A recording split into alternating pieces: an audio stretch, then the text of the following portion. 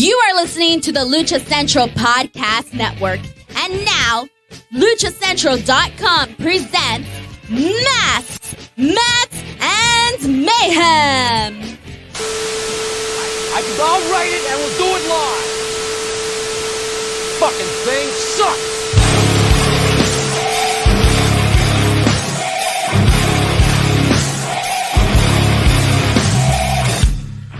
Welcome to another edition of Masks, Mats, and Mayhem. I'm your host, Justin Outlaw Harvey. You can find me on social media at JustinHarvey75. You can find the entire show on social media at MMMShow75. And that over there, hey, I did it the right way this time. That's at Byron Fever. Thank you. Catch it. Thank you. Oh. I was thrown off because I did the left and the right wrong. We're never going to get the full intro thing right. Like, I can't figure out when to hit the go live button and when to hit the we need a fucking producer. Like, I know we produce TV for a living, but that's a hack job. Like, this podcasting shit is real. Like, we need help. We're producers, but we're also, insanely burdened by being hosts on the same show with all that we bring to the table. Oh my God. This is unacceptable. Why does this keep happening? I don't know, but you know what? Every time I open up my IG, I keep thinking it's a sexy chick on a floaty, and it's this dude. Yeah. Freaking, that's Karrion Kross, by the way. I just want to say that right now. That's Karrion Kross. You want to know why? Because that's trying to entertain people with all the sexiness and the abs and the storyline of the boat in the background and the pecs. And it's a body business. Oh, he's a body guy. He's got a peck. Kross is jacked these days. Okay, he is jacked. I thought he was strong beforehand. We should say happy birthday to Kevin K. Happy birthday, sir. The infamous Killer Kross, the man formerly. What do we do with the Karrion thing? It's like I feel so bad about Karrion Kross. Let me tell you why I feel bad about Karrion Kross, Byron. I have a question for you. Why do you feel so bad about Karrion Kross? That's a really good question. And funny you should bring that up because it's like all of these wrestling fans that I would not say are my people, but are still wrestling fans, they only know him as Karrion Kross. Yeah. Right? And so it's like, to pay him respect, I almost want to say Karrion Kross at times so idiots know who we're talking about. But, he had probably his biggest indie run as Killer Kross, right? And he had his early run as Kevin Kross, and then he was the White Rabbit in Lucha Underground, but everybody there just called him Kross. We all knew he was Kross, even though none of those are his birth name. His birth name is John Gotti Jr. or something like that. Right, Frank Capra. Who's Alpha Hitman Omega? Who's his real name? It's been published already. When he got signed into WWE, I think it went out there. But I don't need to bust. We don't need to EVW bust out Pentagon's real. Oh my God, real name for no reason. Like, and honest to God, Pentagon is still one of the more protected ones out there. Like, I actually don't know what Pentagon looks like. I know what Phoenix looks like, but I've also hung out with him a couple times. I've never hung out or been anywhere with Actually, maybe I have. I probably have. I'm almost going to assure myself that I have. In fact, I think when we were backstage at Lucha Underground, he was back there without a mask on, but I didn't know who he was, so I wouldn't have known that it was Pentagon that I was looking at without a mask. That's weird. I mean, Phoenix was without one then. And he went and put a mask on. Phoenix ran and got one, but Phoenix already knew that I also already knew what he looked like. Yeah, I feel like Pentagon would, especially during the Lucha Underground days, because we were buds back then. One time he held my wrist when he super kicked Ricochet. I don't know if I've ever told that story, but it was great. And I feel like if he saw me backstage, he would run and put a mask on and be mad. Try and sell me a mask on the spot. So I already bought like 3 of them by that time. Well, let's be honest. If you really wanted to see a luchador without a mask, just offer to buy the one off of their face after a show, and they would have sold it. Yeah, no, but But Casey and I were at Bola 15. We're in line, and the Luchador car shows up, and so it has like him, Aerostar, Drago, Phoenix. They were fucking awesome. But they walk into the arena, and Pentagon just has a towel over his head. It was the most laziest attempt. Kayfabe and Lucha Libre is on a different level. And it's funny too because They lose their mask every match, every babyface. when I first met Phoenix, I was with Vinny Massaro and a couple of other Lucha Underground talent, and I was over at the hotel, and I think Urban was with me too. Mhm. And like I had met Phoenix before, but in mask or whatever. And it's like he's at the hotel, and I'm not gonna rush him or anything. Like I'm not that guy. I don't care. Like you're fine if I see you without your mask. There's nothing to protect kayfabe wise. Like you can do it or not do it. I don't give a shit. But literally, he walks up and we're standing there with a few wrestlers, but me and Urban are there and Vinny's there. And like, well, I guess Vinny's a wrestler, kind of. And then I got to give Vinny heat. He's coming to Cleveland this weekend, but he's bringing all this West Coast shit. He's coming to do Circle 6 again. And sadly, I don't even think I can go. I think I'm going to be out of town, but I want to go and cheer for Vinny, but he's bringing this fucking West Coast is the best coast shit to Cleveland, blocks away from Little Italy. If you bring the real Italian shit, then we can cheer for you, Vinny. But no, he's going to come in here. He's going to face off against one of the 216 guys, and he's going to claim that West Coast bullshit, and he's going to get booed out of the fucking building, and I'm not going to feel bad about it. God damn it. Bring him some pizza. Oh, so anyway, Phoenix comes up, and then I think he looks over and sees me and Urban there, and it's like, oh, we're not workers. So he goes to start to cover his face, and it's like, really? We're I'm standing here with Taya and Mundo and Vinny and half the cast, and really you're worried about us two schmucks? And there's 3 other luchadors here with no masks on? And then Phoenix got weird. Bro, you just walked into a hotel lobby without your mask on, and there's people standing here. What if there weren't any wrestlers? What the fuck does it matter, bro? I don't know. And don't get me wrong, I completely respect people kayfabing certain things, and I'm not trying to out him or whatever. I don't care. I'm not trying to take pictures with any of you guys. You've never seen a picture of me at the hotel with any Lucha Underground talent. Ever. You've seen pictures of us at the temple. Yeah. But when those people are on their downtime and when they're chilling, I don't, I'm at IHOP with Cross and Willie Mack and a bunch of I'm not taking photos. This is not photo ops. And Austin Theory was there that night, by the way, which I completely forgot about. He was off sitting in a corner by himself with probably on Snapchat or something with Selena and her broken leg at the time back when she was. Oh God, that was the funniest fucking thing. Whatever. Poor she was. Yeah, I think I was actually at the time interested in asking you how she did at that show because she was just beginning to get on the radar or something, or she was just off of an injury at the time. I saw her the time before when she wasn't injured, and actually she was pretty good. She can work, she can run the ropes, she can actually do some mat wrestling. She actually had a really good ground out spot of going. She did this thing where she ran the ropes, did a duck under, came back, dropped down for the leapfrog, and then she laid out. And when the girl came back, she kind of did this pull trip thing and then went into a bunch of mat moves. That was actually really solid, and it was kind of unique. It looked like some Dean Malenko type shit. Now, don't get me wrong, not the speed or efficiency of a Dean Malenko, but it was really kind of that transition from running the ropes into mat stuff. And then her high spot later in the match was kind of whatever, clunky, and I think it was a tag. But she was solid. I didn't hate on her at all. And then that next time when I saw her at Maverick, she was, I think, just coming back from an injury, and then in that match fucked it up more. By the time all the boys and everybody got to the IHOP or whatever, Selena was just a hot mess.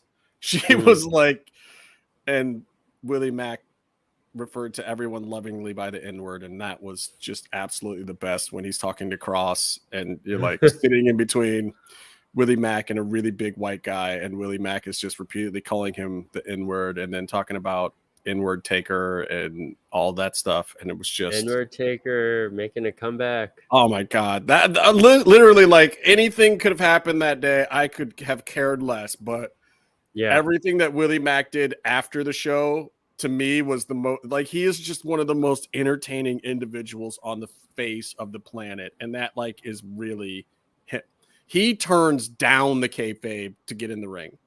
yeah. Like he's just one of those people. Like who were we talking about? Holidead, just absolutely crazified human being, like wonderfully entertaining. You cannot be around Holidead and not just be like, what is happening right now? Willie Mack is one of those too, like just naturally over the top, charismatic people that cannot help but to be a character all the time. Yeah. And more power to him. God bless him. I wanna on the topic of Inward Taker, it is This is a real thing, people. Don't at me. Look it up. He like, goes it's by a real Soul thing. Taker. Like too. I'm not. I can't even say the guy's gimmick name. That's Yeah, how you can. I can. I mean, I probably can, but I only half of me can say it half of the time. So yeah, we'll count this as half of the time that I'm not going to say that. but he also goes by Soul Taker, so that's like so he can sell merch to white people probably. Yeah, look, but have that merch for the kids. but yeah, but I want to say kids. It is the Lucha Gringo Casey's birthday, end of the month, like the 29th. Are we celebrating July? his birthday 2 weeks early just in case we forget it again? Is that the plan here? No, the plan, what I'm trying to do is like anyone who is watching, I want to put out the idea like, hey, well, you could get a cameo of someone wishing Casey happy birthday. And if you wanted to get the N-word taker to do it, I think would be a good idea that you had. Or you can get Terry Bollea to say the N-word taker in a cameo to Casey. That is also acceptable. But only if he's in Tampa. What's that joke that he did? Where do I want to know? It was something where Hulk Hogan is like talking to a therapist and he's like, I was having a tough time. What? Look inward, and he's like, "That's what I was saying." Look inward. That's what I said. Yeah, that's good stuff. We only need the punchline on jokes. We don't need the rest of the thing. Speaking of despicable people, I want to talk about Vincent Kennedy McMahon. He's cool. What's he been up to lately? Why are people mad at him? He has not been in the news at all. Okay, look, so let's start with what's going on. Triple H says he's back. Stephanie's in the front office. But here's the thing. And everyone is like reveling in this like, oh, H is back stuff. No. Here's the problem, guys. The scenario is exactly reversed of when we all liked it, which was when Triple H kind of had his own sections of the product that nobody messed with. He was really putting on compelling stuff at NXT. They kind of created their own image and brand for whatever level you thought of it. It was better than now. But, you know, and for people who don't know the full story, Triple H was 100% pushed out and basically fired from NXT because they felt like his plan and his idea was not capable of beating AEW on its own, even though they were still clearly the number one brand. Like it was yanked away from him. They took away everything that Triple H was doing. And they were basically like, bro, we love what you're doing over there. And everyone says it's great, but if you can't beat AEW down off this Wednesday night thing, we're going to have to move the show to another night. And we should really reconsider what we're doing with this product because we're putting a lot of money into it. And if we can't get bigger numbers, then we can get those kind of numbers without funneling money into it. Because it is still about money at the end of the day. It wasn't anybody saying like Triple H didn't know what good TV was or that Triple H didn't know good wrestling. What they were saying is that's all well and good, but maybe that shouldn't be this product. So we're going to move you off of that. And that was kind of like, that was fine for him at the time. I think he was kind of considering, what do I do next? It wasn't like he had any heat with Vince or anything. There was no heat involved in it, but he was basically fired from his own show of like, we got to change the direction and you're doing this really well, but it's giving us, 0.3 more in the ratings and not 2 full points more in the ratings. Like it's not cost benefit analysis isn't working out, and we're Mhm. moving the fucking show. So let's just rebrand the whole thing and move Triple H somewhere else. So that was the first part of the story, and that bummed people out. And yeah, NXT 2.0 isn't great, but look at the numbers. They're still almost exactly what they were before. They've dropped off a little bit.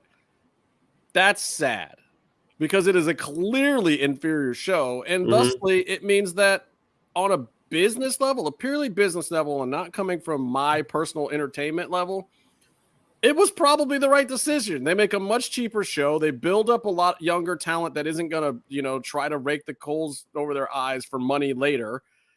Yeah. Like, I get it. I don't like it, but I get it at the very least. Like, Nick Khan is not a stupid guy, and I'm sure he had a lot to do with it. And we'll get to him more too, because he's in just an untenably awful position right now. Yeah. Yeah. I mean, also like with that, and this is kind of a hard thing to accept in general, especially when you talk about just social media or anything. It's like being told that you're not needed. It's like you're not needed as a viewer on NXT. You like the old product. You're like, that's fine. And they go, but we're going to do something else. You go, well, I won't watch. And they go, we're going to be just fine.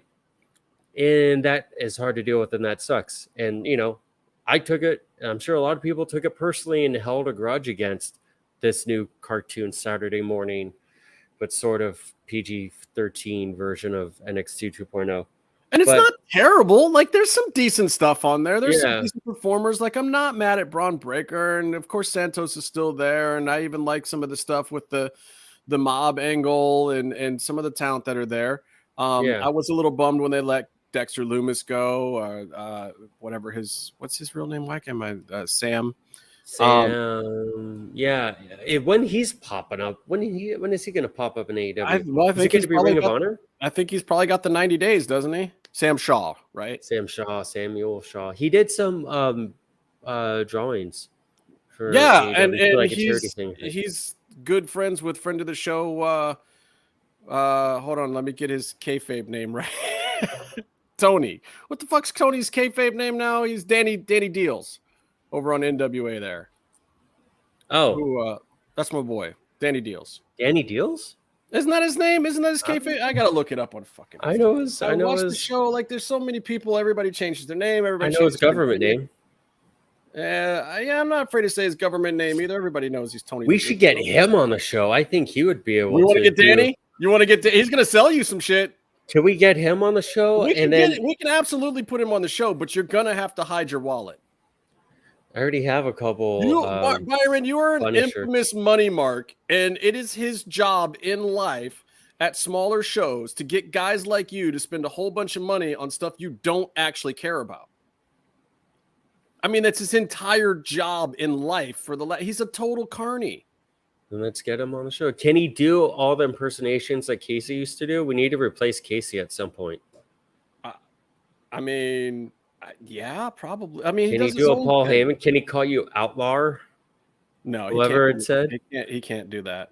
All right. Well, it's still, if he wants to come on and sell the stuff to, that's fine. The gimmick is Danny Deals. Danny Deals. Yeah, it's this is the where's my camera here? He's got stuff going on. Yeah, look at that. What you got to be careful about his neck. You got to be gentle with him. You have to be, man. Yeah, people don't understand that being a wrestling manager is hard on the neck, especially. Mm-hmm. I mean, just look historically. There's historical proof there. You've poor Cornette, Bobby Heenan. I wouldn't say poor Cornette. I mean, these poor guys, what they go through in their necks. Yeah. I mean, oh my God. I'm trying to think, is there a wrestling manager that was active from 82 to 98 that was not in a neck brace at one point in time? Mr. Fuji, I think, even had one at one point in time. Mr. Fuji. Does a honky tonk man count as a manager? Partially. Anyway. Yeah, we'll get him on the show at least once. We'll test him out. Okay. We'll put him on an episode where Meefloaf is here too and see how he fares. If he can put up with Meefloaf and his microphone, and then his assassinatory commentary on everything that he doesn't like, which is pretty much anything that and everything someone else cares about. Australia, white people, food, everything. Like if there's a white wrestler, he's like, that guy sucks. He's so bland. He is the anti far right, but he's like vehemently violent on the far left. He's Antifa. We had Antifa on the show. He is. Oh my God. He would probably love those guys. Maybe he's their leader. Yeah, but he's from Falmouth, England. He is anonymous, isn't he? It's Meefloaf. Oh, they do sound exactly the same. And we met him on the internet. I mean, like, ask yourself, what do we really know about Meefloaf? Actually, way too much. We know a lot about Meefloaf. It's kind of unfortunately. All right. So let me get to the Vince McMahon thing. First of all, let's talk. I want to talk about some of the ripples, and then we'll talk about the actual thing, because the actual thing is a little deep, but some of the ripples are obvious. First of all, storylines at WWE have been turned upside down. And again, we were talking about this Triple H thing. The difference between before and now is like the cool thing was when we had Triple H in creative and Vince in Titan Tower. Now, Vince is not really allowed anywhere near Titan Tower by his own kind of reticence. He left and he bowed out of Titan Tower. He hasn't bowed out of WWE, obviously. He bowed out of Titan Tower, out of the corporate structure. And now Stephanie and Triple H are both in Titan Tower. They're running all the other stuff. And they're trying to be the public face of the business. And the business, so that everyone understands, Vince is on the board, and Vince controls 81% of the vote of the board. Not 51%. It's like 81%. Then the kids have a little piece here or there. There's some other board members, some other people who are big investors or whatever that. Kevin Dunn. We'll get to that. Well, Kevin's actually out. Kevin's been off the board for a while, which is why didn't. That's why he didn't get in trouble for the insider trading thing. He wasn't technically part of the board then. That had already happened. He cashed in. And a few of those other people have too, which is, I think, how Vince got back up to 81%. He just bought them out. Anyway, so we've had some weird things happen. Like, first of all, the Theory switch, the stuff with Theory, Cena being out of SummerSlam, and people have to understand that Cena is claiming that he's out because of insurance reasons. That's not why he's out. John Cena is out of SummerSlam because he cannot be associated with these things. He's a big star with big contracts. And he's saying that, the insurance on some of his movie things or whatever require him not to. No, he could come and not bump. He could come and do 10 million things. He could come and put a finger on Austin Theory's shoulder and he falls down. Well, he could do the WrestleMania match that he had with Bray Wyatt. Correct. Like, there's 10 million ways around that. So that's a nonsense excuse that is just there because basically now no one can touch Vince. And Cena also very good friends with Johnny Ace. And their public association, far more than Vince, is not a hidden thing. And if Johnny Ace is implicated in any of the stuff, that's a super bad look, because then that starts going back to when him and John Cena were hanging out, when they were going to parties, whatever. Cena can't have none of that shit rubbing off on him, regardless of whatever he did and its level of legitimacy. And from what I understand, like, he partied, but he was never like a bad boy. He didn't, go into the dark realm of things like a lot of other people. But when you're at the party, that certainly doesn't help your movie star image when you're the second biggest movie star in the world compared to The Rock, who may now also be out of WrestleMania for the same reasons. I mean, you have the same, like, 3 pictures of insert someone, some prominent celebrity, prominent person in politics or whatever. If, the picture with, who owned the pedo island? Hung himself in prison, allegedly. Keep going. Ghislaine's dude. Yeah, Ghislaine's dude. Come on, you'll think of it. Starts with an E. Epcot. Nah, that's Epstein. not Epcot. Yeah, there you Basically, go. there's the same Wow. like 5 pictures I mean, of Epcot might be people. responsible for a lot of underage kids getting touched, but it's for a completely different reason. That's next episode. That's the next hour break. Oh, But you have the same. I mean, it's not like these people have a yeah. ton of pictures with them, but like they have the one picture with them, and it's never going away. You're gonna see it online like every other week, So like you don't, and I'm not. And there's always going to be that speculation then because of it. Yeah. And look, Cena and The Rock are guys who don't have a problem coming back to wrestling. They know what the business has done for them. They know what Vince has done for them. But at the same time, they can't be seen to be promoting his antics. And we'll get into the antics shortly. Also, this week on Raw, Titus, Global Ambassador Titus. That was embarrassing. All teeth, all smile. I don't think it was. Like, look, they did it in his hometown. He got a good pop for what Vince was trying to do. I feel sorry for Titus that he got put into this spokesman role of basically like they trumped it. They seriously Donald Trumped it. Like, regardless of what your opinions are on Trump, like he said that he wanted to paint the election a certain way, and he went out and did that. And that is totally what Vince is doing of like, it has nothing to do with any of his wrongdoing or whatever. And the statement that Titus made may be well and true. Where Titus comes out and he says, we don't do politics. We don't do religion. We just want you guys to come here and have a good time. Basically, this is Nick Khan moment. To Vince's bidding, but this is the Nick Khan way of doing Vince's bidding. Vince's way is to walk out there and say, welcome. Let me do the big man walk. And then I'll be here forever. Great here, now, together, forever, family, blah, blah, blah. That's Vince's approach. It's like, I'm going to put my ass on TV. I'm going to the UFC and sitting in the front row in this tiny little chair with my bad legs and my bad back.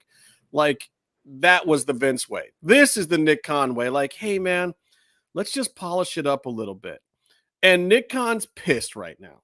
Nick Khan's furious because they are forced to go back to PG-13 ratings, maybe even go even further than that, maybe even talking about doing the third hours TV 16 or TV in May for Raw again. And honestly, at this point, that's Nick Khan being forced to stoop to AEW's level, where they're saying shit on the show. And you saw that they ran it up the flagpole. They got a shit in the week before they changed the rating on the show. And that was on purpose. That was a test balloon to see, like, does this matter? Does the audience affect? Are we going to get a bunch of emails and angry letters? Yeah. Like, do we really need to do that? And realistically, yes, because 8-year-old kids say bad words now. It's not the same. It's not the same as the 80s. Like, and honestly, they're not looked at the same way either.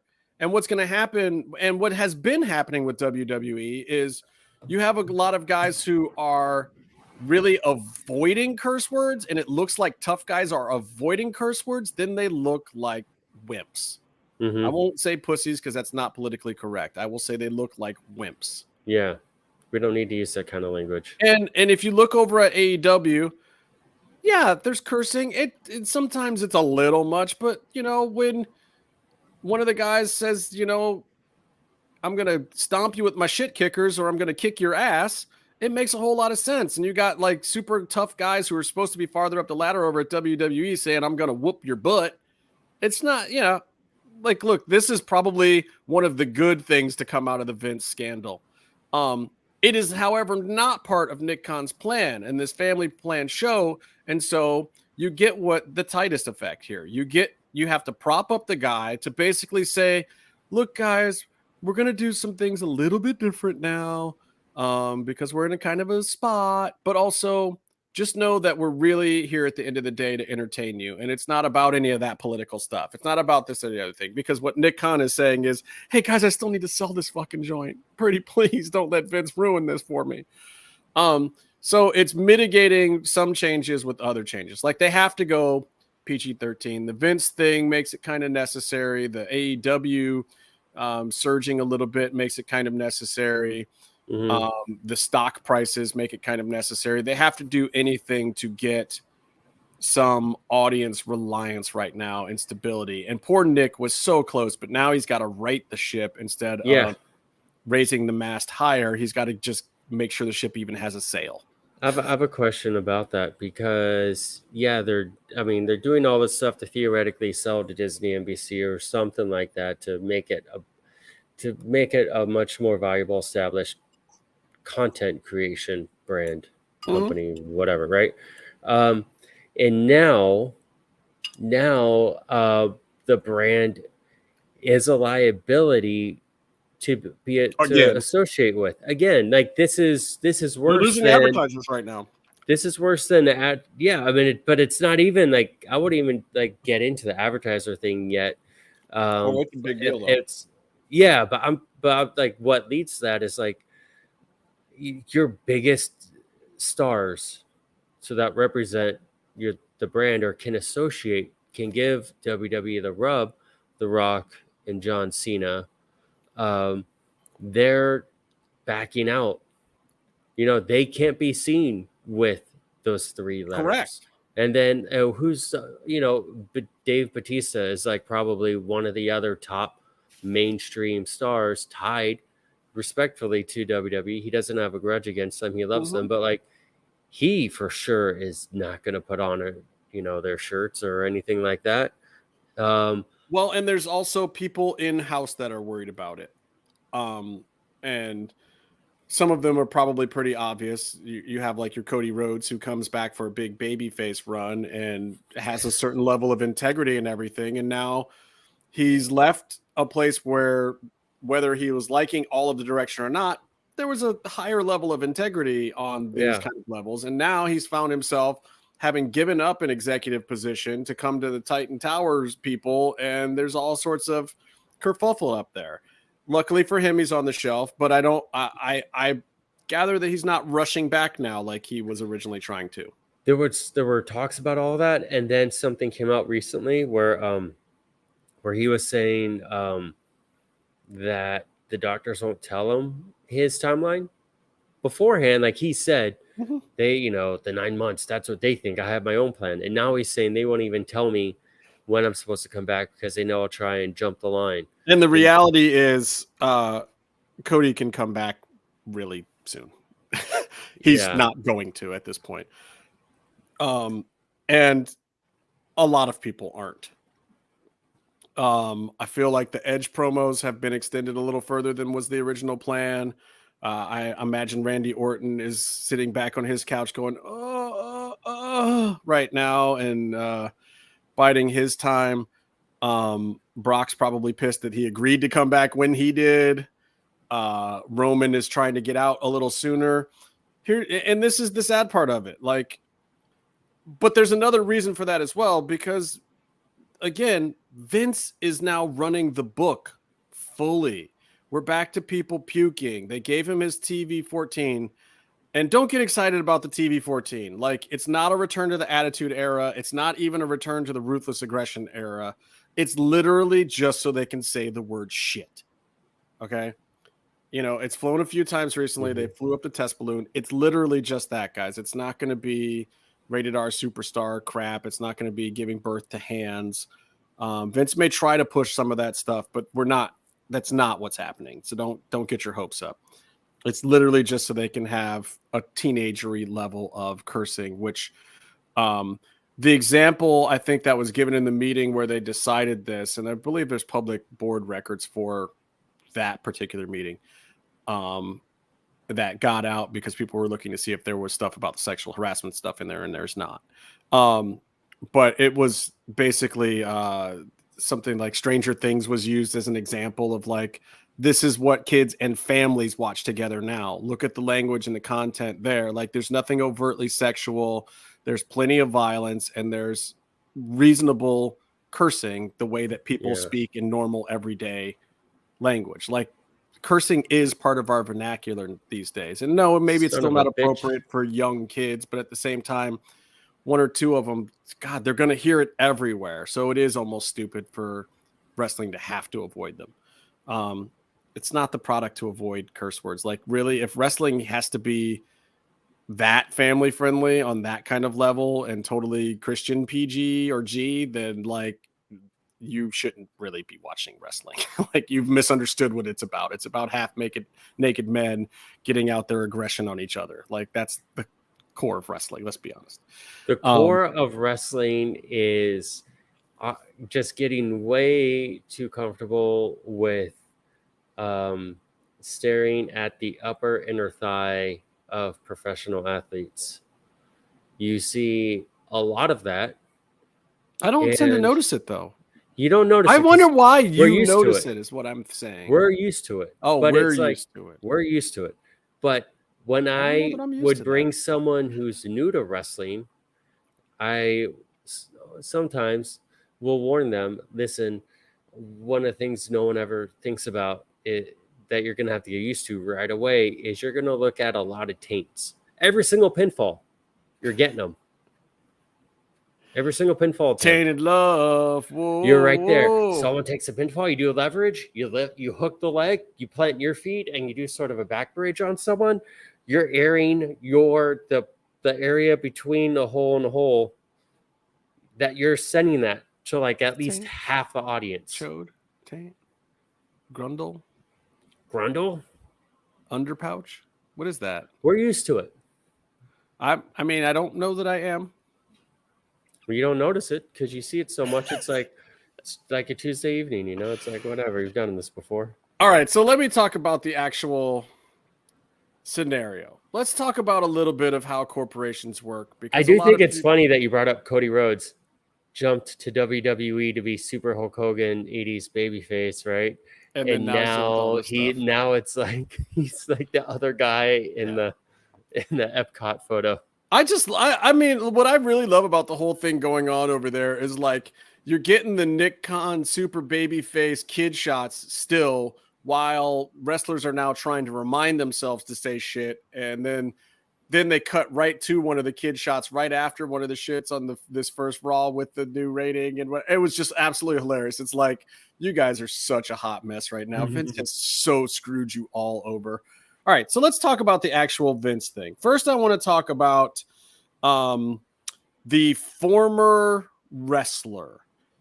And not... Shibata? No, we can get into who the person might be and everything, and there's speculation out there, but I don't know that that's as much the important part as this, which is both an indicator of bad things and an indicator of possibly no punishment for Vince on it. The former wrestler was a talent from 2005. This performer had claimed that Vince had coerced, not forced. I have heard people say the word forced. That is not what the claim states. That is inaccurate. So don't say it, because that is legally a different legal thing that can happen to you if you say forced as opposed to coerced. What's up, Goatsy? Goats! Come on. Coerced. So this performer says that she was coerced into performing oral sex on Vince. Does not say how many times, does not say how often. What are we talking about? Saying they were coerced to giving Vince oral sex. Have you not read these articles? Anyway. No, I've read them all. There's going to be a lot more coming out too, apparently. Yeah. So this person is saying that, okay? Don't say how long that happened for, but then the claim that has come publicly that this person has made, and there were rumors of this claim back then as well, but that this person was then demoted upon not continuing to do that request for him. Basically said, no, I ain't sucking your dick no more, and was then demoted and eventually let go. Not fired, but not renewed. Basically was taken off TV, and then when the contract was up, was told to kick rocks because they weren't sucking dick. That was the claim. And those claims were around and out publicly at the time. We don't know if this person ever formally tried to accuse him or tried to go to the board then or anything of that nature, but this was a public company then. And this person did go other places afterwards, most likely. If it's any of the 3 or 4 people that are speculated, most of them went on to other things, but some of them went directly into like having kids and lives and other stuff and not trying to be in the business. The weirdest part about this is the payout of $7.5 million to this person did not happen until 2018, right before pandemic and all that stuff went down. So you have to ask yourself, what was like, you don't just randomly pay somebody off that's been out of your life for over a decade who had said some stuff about you, unless they're coming back now with evidence, or they're coming back for a paycheck, or they're trying to get back in something, somewhere, somehow, some way, or you've been fucking with them in their career in some fashion. Like, there's no way that a $7.5 million payout happens 13 years later. Right. Also, unless there's some new development of some kind. So like, what happened in 2018? And was that when it was brought to the board's attention, or what? For comparison, look at what was it? There was someone got fired when they were pregnant in WWE. We know the person, but I'm blanking on the names because my brain's fried. But then someone won a wrongful termination because they were pregnant, and now you see Candice LeRae lets her contract doesn't get frozen while she's pregnant. Meanwhile, any other type of injury, WWE does not hesitate. Even like Rey Mysterio back in the day, they won't hesitate to freeze. Well, but now there's precedence. But they got burned on it, and so now they backed up. But there's other things. There's been like, realistically, they don't pay these women enough money to even need to freeze their contracts because they're underpaid to begin with.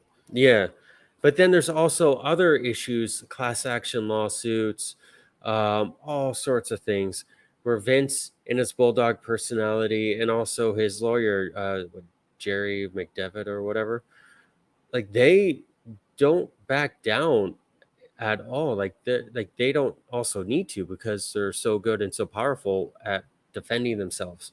So like taking this huge of an L, you gotta say, look, $7.5 million in 2018 for Vince is still not chump change. Keep in mind, he was trying to revive the XFL then.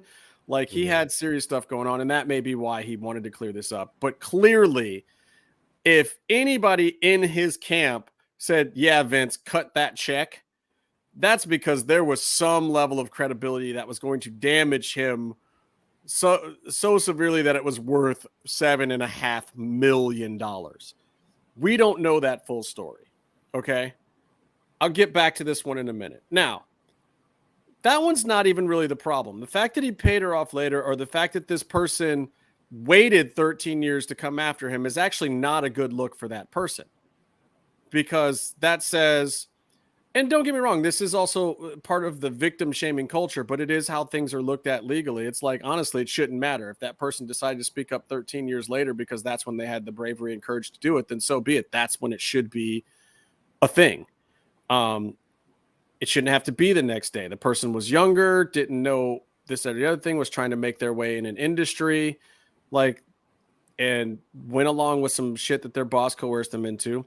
You have a couple of legal issues where she still did it and wasn't forced. However, it is coercion and it is harassment to suggest at any fashion or at any point in time that someone needs to perform any way sexually for you in regards to having advancement in their job or keeping their job, which it seems like was very proven in this case was manipulated at very least by Vince. That's a no-no. We'll get into that more in a second. There is the contractor, who's, subcontractor or whatever, who received dick pics from Vince. Mm-hmm.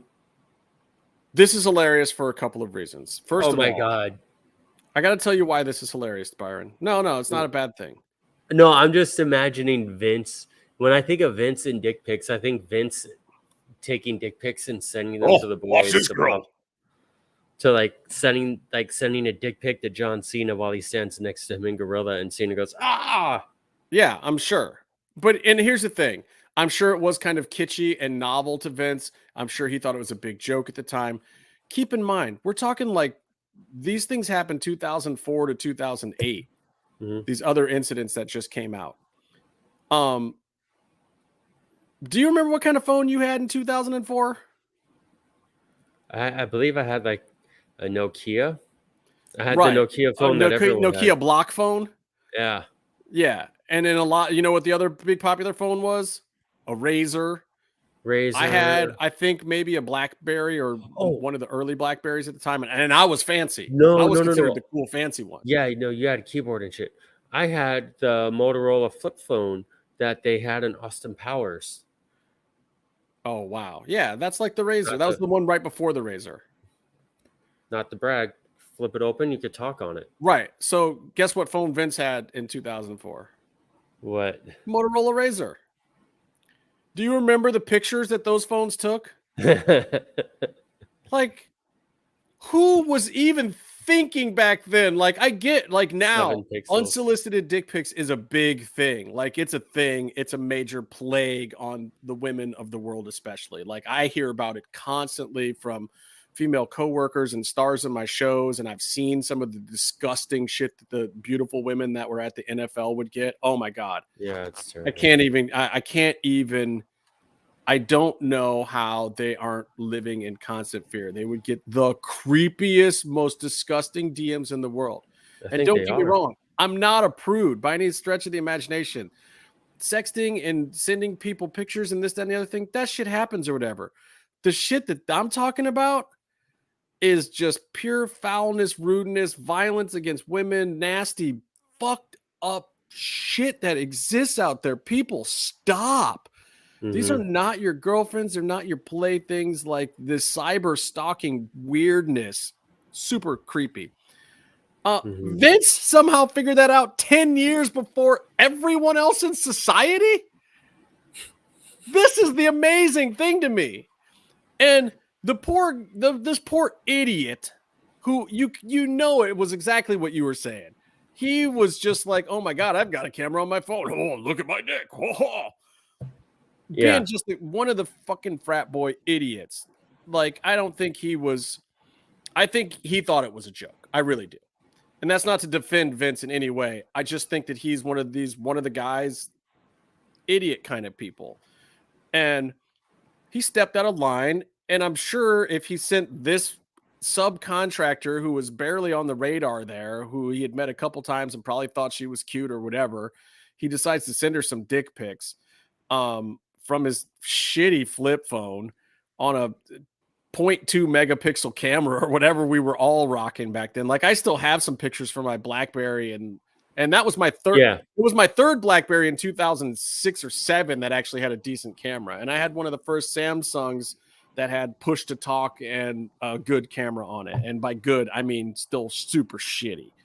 But anyway, like, just the audacity of doing that back then when that wasn't even a thing yet. Like, Vince McMahon may have literally been the guy to invent dick pics on your phone. That's how long ago that was. And that's how jacked up Vince is. Like, he could actually create that kind of plague on society with his shenanigans. That one, however, is a serious, serious problem. Obviously, if that kind of information is getting out in the Wall Street Journal, we're not talking about like rinky-dink dirt sheet info here. This came out in the Wall Street fucking Journal that he's sending his employees and contractors dick pics. So people always talk about, so what is the penalty for Vince? Here are the issues. Here's where the penalties come in. Here's some of the stuff I was talking about before. Losing the advertisers is a big deal because Vince controls the board of that company. They don't have enough votes outside of his vote to fire him. They cannot fire Vince in a regular board session. What they have to do is they have to find enough cause that they can call an emergency vote about him where he is not allowed to vote. There are certain things in their corporate guidelines that allow them to oust a key man. He is the key man in their key man clause. Mm-hmm. There's issues with that because if in his TV deals or if in other licensing deals for WWE, he's listed as the key man that they're doing business with for other companies, if the board throws him out, that could make null and void whole television contracts and contracts worth millions and billions of dollars with other people because they have fired him because the board has removed somebody who is the key man. So, like, and I know a little bit from weird stuff. Like my buddy Charlie and I, when we wrote movies, we were doing it under an LLC. We had a company that was 42 or 44 something writers, comedy writers. But if me and him sold a script and we were going to be the showrunners, into our contracts was written like the key man. Like we can't tag because the contract was with the company. We can't tag out to one of our subordinates. Like we're the key man. They're basically hiring our company because of us. That's what a key man clause is. So I would not be surprised if some of these TV deals have Vince listed as in a key man clause. Mm-hmm. So that makes it even harder to fire him. Now, what they can also do with that is negotiate lower prices, lower things, make Vince have to sell the company at some point in time, ruin all of Nick Khan's work, and then NBC still picks up WWE for a 12th of its actual value, or Fox does, or Disney does. And there's more to that too. So I would love if WWE gets bought for less than WCW. That won't happen. Just the market change in prices, like Ring of Honor, I think cost Tony Khan more than WCW cost Vince McMahon. Anyway, the whole how do you fire the guy who runs the board thing is important. Now, the dick pics clearly is going to violate sexual harassment clauses. The former employee that those things, maybe he has some argument to it being mutual. It might be very hard to prove. However, I feel if that person got paid $7.5 million, it's there. Like there's some kind of hard evidence of something that is not good for him. And there's also, just clauses about your public persona and image and, all sorts of that stuff that he's probably violated. That stuff is a little harder to oust a CEO and a key man and an 81% board shareholder from a company. But there are ways. And people keep saying either, no, Vince is totally going to get it because of this, that, and the other thing. Or they keep saying, no, nothing's going to happen to Vince. No, the simple fact of the matter is he could be in actual trouble, but it could also be trouble for the whole company. It is not in WWE's best interest to have to get rid of Vince. Mm-hmm. And to really do it, I think what you would see is sell-offs to other people who are already on the board. Maybe another company comes in and takes a large chunk of Vince's, but not the 51%. I think you would end up seeing Stephanie get somehow just barely 51% of the company. Like it would be so difficult. It's going to be so difficult for them to do. This is not something that is going to be resolved quickly. This is not something where you're going to wake up some morning and you're going to see WWE fires Vince McMahon or Vince McMahon gets rid of. No, this is going to be long and painful for them. And Vince knows it. And that's why he's camped out at Gorilla, writing puke stories again, doing his Vince thing and swinging his big dick around the way that he does. The talent from 2005, I think there was only we found literally the timeline they're talking about. It's like it's Jackie Gaeta or Christy Hemme, right? Yeah. I mean, I just don't. And again, it's not even to out them or whatever. It's that the situation I find weird because, like, I personally, and this is just an assumption and a guess, is that it's Christy Hemme and that it was an awful situation for her, and she's still in a carny business and wants to be in a carny business and tried to figure out the best way to make it okay for herself to not completely be a victim in the situation, even though really she was. And the whole thing is fucked up. Like it's not forgivable to coerce somebody into those things. And I feel like there's more stories. I feel like if that's the story of the girl that said no halfway through, how many of the stars that we know and love said yes to get their spots and just did it? Mm-hmm. And we don't know about that because they went along with it and they did agree and they did fall for Vince's bullshit. They were equally abused. And I know a lot of people are going to say, oh, well, they didn't say anything or they did it anyway. It's like, man, to a certain extent, there's survival and getting ahead and feeling coerced in that level of pressure. Like, nobody knows what kind of shoes those people were in. But I have a scary feeling that some of our favorite stars, maybe even including Lita and Trish Stratus and some of those, that were probably put in very unfortunate situations, and those are the reasons why they are some of our favorite wrestlers now, because they did Vince's bullshit. They put in all the work. They took all the crap from that misogynistic, disgusting locker room back then. They got hazed by JBL. They got sexually harassed by Vince and Johnny Ace. Like, I think that we're going to find out that it was even worse. And a lot of them just went along with it because they felt they didn't have a choice. Well, it's not even a WWE thing. Like, that stuff is, I mean, that carny industry. I mean, if you go back to wrestling biographies, the earlier ones before, especially like that are well distanced from the Me Too thing, when they're funny stories, you know, you're going to see hints, like you see hints of that in the Bret Hart book. Yeah. You know, and it's not great or good or anything, but it's how the business was. And it's also just kind of how.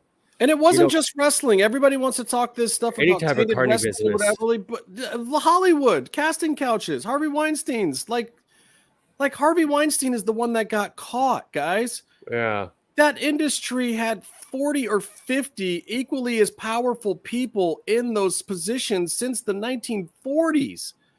Like, that is not new. Harvey Weinstein is not new. He was the replacement for the other 5 perverts before him that he just did better bank business than them for a few years. And they got thrown out before they ever got caught, or before there was social media, or before there was bravery enough from people to stand up to this stuff, or feeling that it was okay, or safety enough for them to stand up to this shit.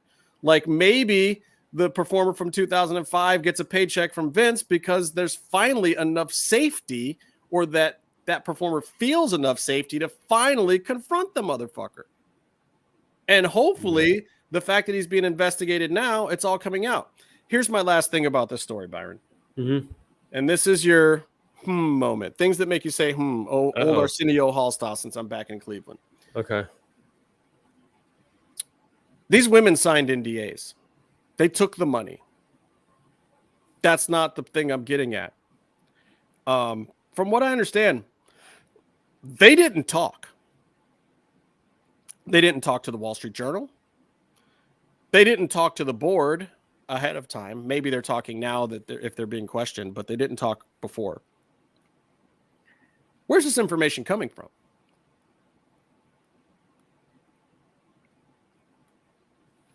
Makes you think a little bit. Who stands to gain from royally screwing up Vince McMahon? And this is the thing that we've talked about this story for a couple of weeks now. So we almost forgot our own rule, Byron. Follow the money. Follow the money. So the whole Vince McMahon thing, big picture, its big impact is Vince McMahon being associated with WWE lowers its value. And in a separate conversation, stock prices are down right now, and it hasn't even been decided by the board. Stock prices are way down. Advertisers are leaving. And then it's been documented, even though a lot of people still don't pay attention to it, that there is a specific person whose sole job is to raise the value of WWE to the point where he is actually able to fire McMahons like Triple H and Stephanie. Mm-hmm. But not one of them. Right. Well, and I here's don't the know thing. how those two I are don't related. think we joked that maybe it was coming from Nick Khan. I don't think it's coming from Nick Khan. I think Nick Khan is the one getting the biggest shaft here because his whole job was to help Vince find a way to dump this thing for a giant sum of money before this shit happened. And I don't think he caused it to happen. I still feel like there's several good outs for Nick Khan, and he's actually one of the people that's probably going to come out of this in a very good position when a lot of other people aren't. I think Triple H is also one of those. I believe that 4 years from now, we will see Triple H running the creative of WWE fully, completely across the board. Triple H or Jeff Jarrett? Triple H. I think it's going to actually be Triple H because of this. Before all of this went this way, I would have actually said Jeff Jarrett. But Jeff's in a good spot too, which is amazing to me. So here's the thing. The people that actually stand to gain from this happening, Tony Khan, but even if Tony Khan had access to this information, he's just not that guy. He's a fan at the end of the day. He cares way too much about the entire business, even to his own detriment at times. Don't think it's Tony Khan. Fox and NBC, however, is a different story. Maybe even Discovery Warner, who owns basically AEW or the TV rights there too, even though Tony actually owns it, but they have the TV rights. I could see if they had this information, it's not even really necessarily corporate espionage, but also you got to think to yourself, who of these people would be talking to the Wall Street Journal? Think bigger conservative corporations. Those are the kind of people that have regular connections with the Wall Street Journals of the world that cause exposés and other boards of other companies to have to do things to, and this is normal corporate stuff, guys. You devalue a company that you want to take.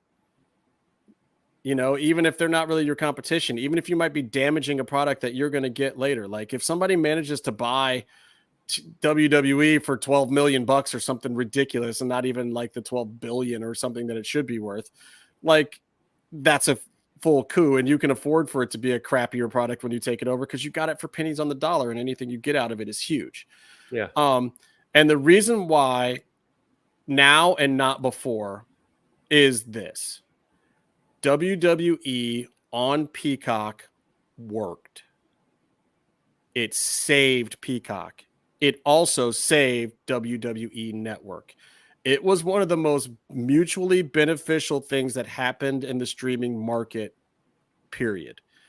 ESPN is also experiencing the same kind of success with the UFC, to the point where UFC is now mad at ESPN and Disney because they're jacking the prices on pay-per-views because literally they know they can get it. That core buy rate audience for UFC is not going anywhere. And then you get the transient fans that come in for one or two of the bigger events, just like you do for WrestleMania every year.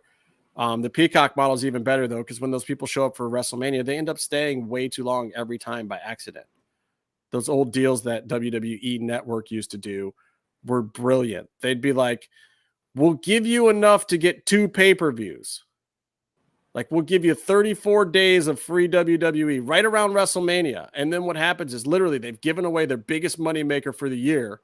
And then you get Backlash for free, or you get the one right before it for free, depending on when you signed up. You got 2 pay-per-views for free. Nobody remembered to cancel when that first bill came. They always got at least 1 or 2 months out of those people, and it made up for it because basically all these transient viewers that only watch 1 or 2 big events a year are coming in. And also it's one of the reasons why they made sure to keep Royal Rumble and WrestleMania spread out, because there was a few years where they were very close, where WrestleMania was the very next pay-per-view from Royal Rumble, and they stopped doing that. They put another one in between to try to string people into getting the package for Royal Rumble and then sticking for WrestleMania, and by the time that happens, you forget to cancel. That all was a product of network, and Peacock benefited from all of that shit coming in. So maybe Peacock or in Universal NBC is willing to devalue WWE enough because, look, Vince screwed them over. they lost SmackDown and SmackDown went to Fox. Vince got a huge deal for it that USA and NBC Universal could never have paid for SmackDown. It was not in the budget. Fox overpaid for SmackDown. And they're happy to have done it because those numbers are plenty good for what they want. It's better than anything else they put in that slot forever, even though they're overpaying for it. So this is big boy ball here. This is big boy stuff. Like, somebody out there is legit fucking with Vince, legit coming after Vince. Mm-hmm. It is for the purpose of taking his entire company and doing it for pennies on the dollar. It is to thwart the plans of Vince McMahon and Nick Khan that they were actually doing pretty well with. And we were keeping Vince away from story stuff. And other than the unfortunate firing of, well, everybody we like, other than that part and losing NXT, a lot of the product's gotten better. I don't hate a lot of Nick Khan's changes. I hate Vince changing a lot of the shit back now to late Attitude Era nonsense because he's fucking bored, because he can't go count his money up in Titan Tower. He's down in the trenches, and God bless Max Dupree. I'm sorry, Max Dupree. God bless him. L.A. Knight. Yeah. Eli Pre. We were talking about that because the video game recently came out with the 2K22 extension with LA Knight. I still want to call him Knight. Eli Drake. Drake. Right? But like Max Dupree, does he do Max Dupree? No, he goes Max Dupree. Because it's not Max Dupree, it's Max Dupree. It goes up, Byron. Say it right. Don't get it wrong. I don't want to. Dupree. Wow. You'll get there. Anyway, So I just thought, like, the poor guy, he gets called up, and then all this goes down. Like, what is your life like when you are a comedy heel, even though he's like super straight man when he does his comedy heel stuff? Yeah. Which is awesome. Like, he plays it totally straight. But you get brought up, and it's like the day that Vince is sitting in Gorilla with the book. And like, Vince was always there for approvals and whatnot, but no. Vince has nothing else to do now, guys. I don't think people understand. Yes, Vince was final say in booking always, especially for Raw. Like, he gave up SmackDown to some other people. Heyman did it for a while, a few other people, whatever. Always been the guy for Raw. Now he's doing all of them, all the shows, and it's his book to the point where, like, you open the book and it's Vince's handwriting. It's not a check mark next to somebody else's idea. Guys, Vince is doing this shit. You're LA Knight, Eli Drake, whatever. You've done this program with $1 Million Man and Cameron Grimes, and like everything, your NXT run went swimmingly. It did good numbers. People were watching. Everybody in house loved it. Your in-ring work was good. Everybody liked your work rate. It fits WWE style perfectly. You're jacked. You're coming out of the PC. You had some time to work on the muscles. Like, you're feeling good. You get up to the big show, and Vince is standing there, and he's like, "You're gonna be a male model." No, it's just not just that. You're gonna bring all the male models. Oh, God bless Max Dupree. That motherfucker just ran with it. He just was like, "All right, cool. I'm the male model guy. Whatever. I'll get heel heat for that."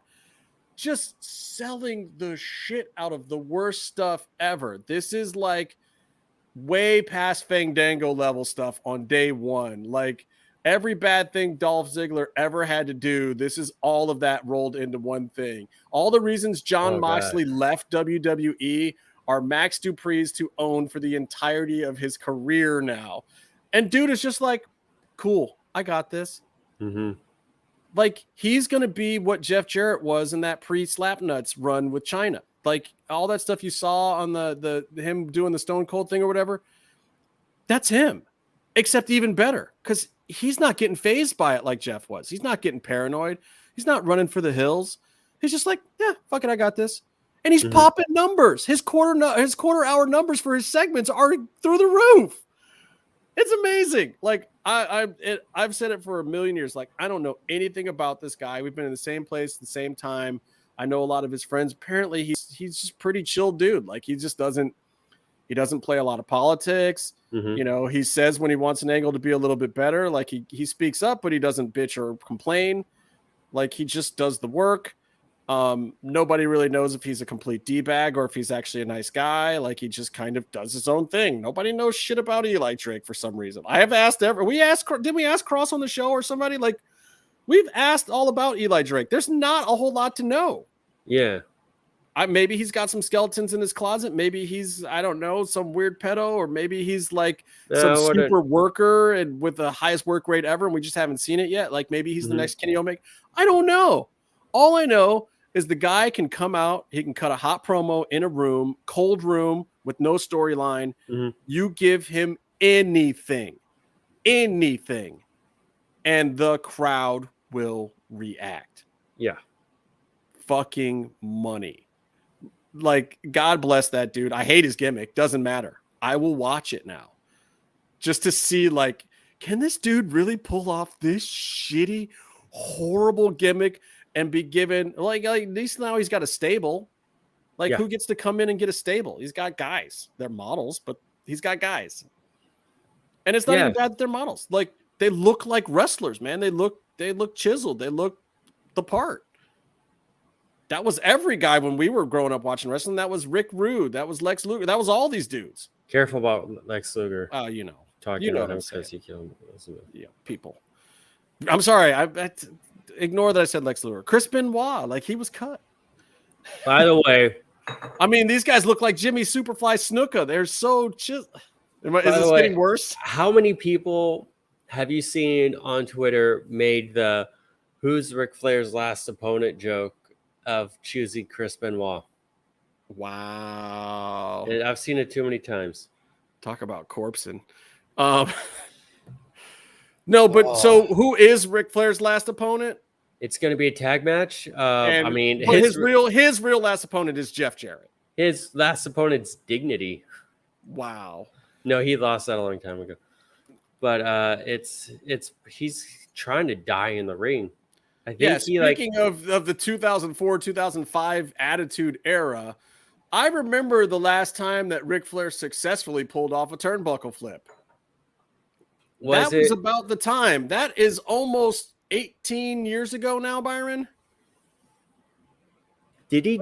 I remember the last WCW match, and he botched it. Did he? No, he did it. He came into WWE and did it a couple times successfully. Then he started failing on it regularly. Then he modified it to be kind of a different thing. Yeah. And then it just went away altogether towards the end of that run, which was by 2006 or 7. I don't remember the year. Was it even that late? We all remember the moment, though. We all remember the I love you" super kick. Oh God. Bless America. And then after that, he bled on TNA for like a few years, every week. I mean, I love that he's got Andrade being his little Triple H, like his little protege, his son-in-law. That's nice. It feels like a wrestling family. Like I didn't even get the connection at first. I'm like, why is he teaming with Andrade? And then I was like, oh, wait, that's his fucking son-in-law. That's his son-in-law. That was the first time in my mind, even though I know Andrade and Charlotte are together, that was the first time in my mind I had ever put Ric Flair and Andrade even in the same room mentally. Yeah. But that's his son-in-law. It's funny. It's funny to also think that that's the work rate part of the match, Andrade and Jay Lethal. But, like, Andrade's up for that. He's not going to do shit. I mean, for that match, let's be real. I'm almost more interested in the rest of the card. Like, I think that there's some interesting things going on there. Yeah, there's a ton of great stuff. And what's being overlooked is like how Forbidden Door the rest of the card is. Yeah, like all these different promotions. Sorry. Here's the thing I love about Lucha Libre. I teased that I was going to talk about this tonight. The thing I love about Lucha Libre is Conan has been saying everywhere on Twitter, Facebook, on his show, other people's shows, that the Triple A match is going to be fire. And the way that he says it, he's like, the Triple A match on the Ric Flair's last match card is going to be fire. Mm-hmm. First of all, he's right. And there's only one reason that you know that. It's because Lucha Libre is fucking awesome. Yeah. Because anybody else who would say that would have to know what the layout was going to be, what the finish was going to be, who was going to go over this, that, and the other thing. You got Rey Fenix, Taurus, Laredo Kid, and Bandito. No, you do not have to know what the finish is going to be to know it's going to be fire. No, you do not have to know what the match layout is going to be. And honestly, they don't know. Those four fuckers are not going to even chat in the locker room. They're going to look at each other and be like, oh, hey, you made it. Cool. I'll see you in the ring. And that's the layout. The finish doesn't even, like, a lot of, like, if there's no big angle, the finish almost doesn't even matter in a Lucha Libre match because you're there to see. It's like Conan said in our interview, which you should go back and watch. People want to watch a video game, and that's the appeal. That's why you go and you see them do all their moves. I mean, I've seen so many Vikingo highlights online. Never seen a finish of his match online. I just see all of the insane gravity doesn't apply to this guy stuff. You know, he's the one guy they left out of this match. But I love the fact too that like Conan was very serious about it, and he's dead right. And he told those dudes, like, "Hey man, I want to send you guys up to Ric Flair's last match. You guys make a little bit of money. You guys have your visas in order, so go up there and like do right by my dude." And that was what made Conan know that he was going to get a great match. You know what I'm saying? Because he sent the right four guys and just said, do right by my guy. Yeah. Like, and look, there's other interesting stuff there. Like Josh Alexander and Jacob Fatu, those guys are going to go. Like Fatu has been on a tear on the indies, just destroying people. And Josh Alexander now is the Impact champ. And like, I thought that was a bad call, but also work rate, fucking ridiculous. I got a question. Yeah. Isn't Fatu MLW? Or is he doing Impact tapings? I think he might be doing that. The MLW match on the card is actually Happy Birthday, Killer Cross with Scarlett. They're not forcing him to leave Scarlett at home. That's very nice of them because I hear that she's a good roadside companion for him. Probably because she doesn't let him get ripped off on merch anymore. I swear to God, I bought a shirt from Cross for $10 once and it was supposed to be $20 and he never noticed I handed him a 10 instead of a 20. I feel so bad, Kevin. Please don't kill me. But you know who he's facing? Do you know who he's facing, Byron? Who is he facing? Our modern day hero, Davey Boy Smith Jr. Kev, I know. I hate to bag on your boy. I know you and Davey are friends. I know you guys are buds. Like, and I hate to say it. Davey bores the shit out of me sometimes. Like, please, God, lead him to. Like, I'm so stoked that Cross is on this card. I'm so not stoked to see that it was Davey Boy. Like, I've seen him go with Fatu recently. It was great.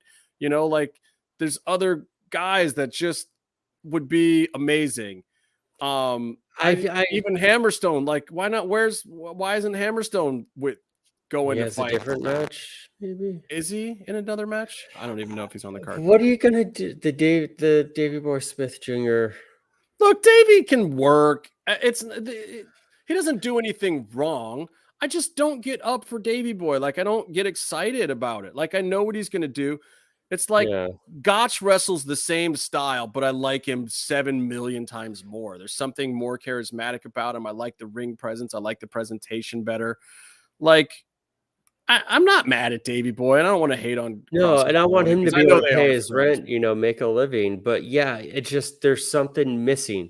Like back when Cross, before he signed, and he was doing that short MLW run, and he was in some sort of program with Davey Boy, and him and some other people were going up against Filthy Tom Lawler's Island or whatever. Right. And they do a promo, and like Davey Boy Jr., Harry Smith would just do a promo, and it's like he's like, it's all in like his head. It's like I'm a tough guy doing a tough guy stuff, but like you listen to what he's saying, you're watching, you're like, He's not saying anything. Nothing's going on here. I don't buy it. Yeah, Which at is best, it's a promo from a Mid-South afternoon TV taping circa 1986.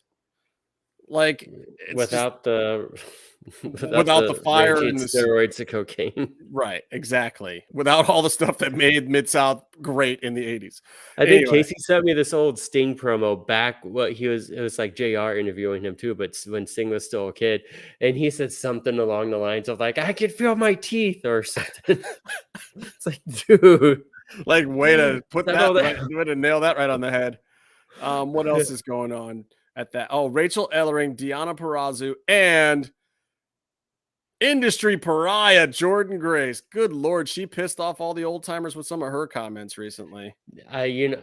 she said something dumb. She did a She dumb did. clickbait thing or engagement, whatever thing. Because like these kids are like, what can I do to like get a bunch of people to reply? And like you'll ask a question or you'll know a question. And what was her thing? She said that like thing all the was- current workers are better than Chris Benoit or He's something. like she said Benoit wouldn't be able to hang with the wrestlers of today. But he couldn't memorize a match of that concussed brain of his. Also, he's a piece of shit or something. Right. Blah blah blah. And it's like none of that has to be said. No one ever has to acknowledge that you ever said that. And then it was a whole bunch of just like if there are real people, there's nothing really worthwhile in the conversation at all to begin with. So like his name gets brought up, and there's a bunch of people that were related to the incident that now have to like deal with all that shit again. Well, well, first of all, it's that, but also it was tone deaf in the fact that she doesn't understand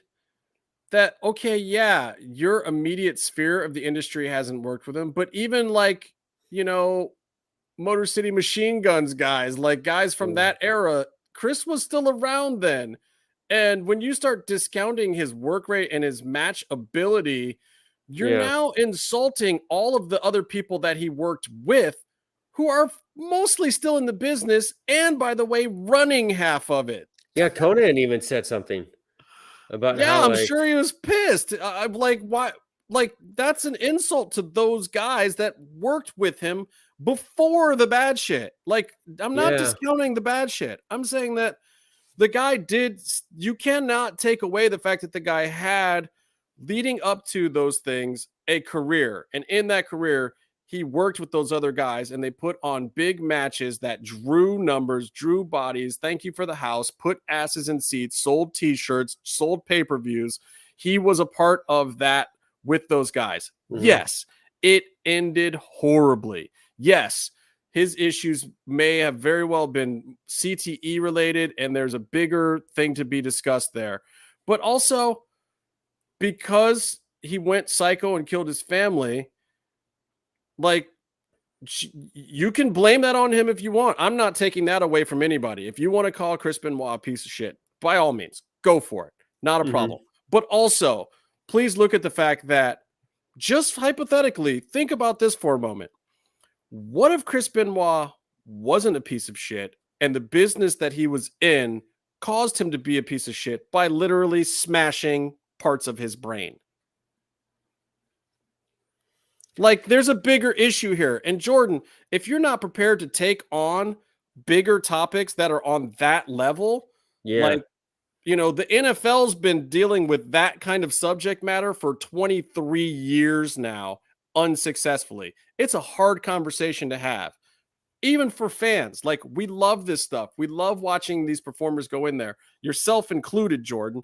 We love watching you guys go in there, but what you do is hard on the body, and maybe it's hard on the brain. And God damn it, how awful is it for all of us if that dude killed his whole family because of trying to put on a show for all of us and bashing his head in with those diving fucking headbutts? Yeah. Like, what if it's all of our fault? I watched it. I loved those matches. I cheered for him every time he did that damn move. Maybe it's my fault. Maybe it's your fault, Jordan Grace, when you cheered him on and you got into the business and you took the money and the paychecks that are out there now. Maybe we're all responsible and you shouldn't talk shit. Maybe you shouldn't cast stones because maybe it's your fucking fault too. I also think there's just a lot that's a real heavy thing to consider. There's a lot going on that we may never actually really figure out or know.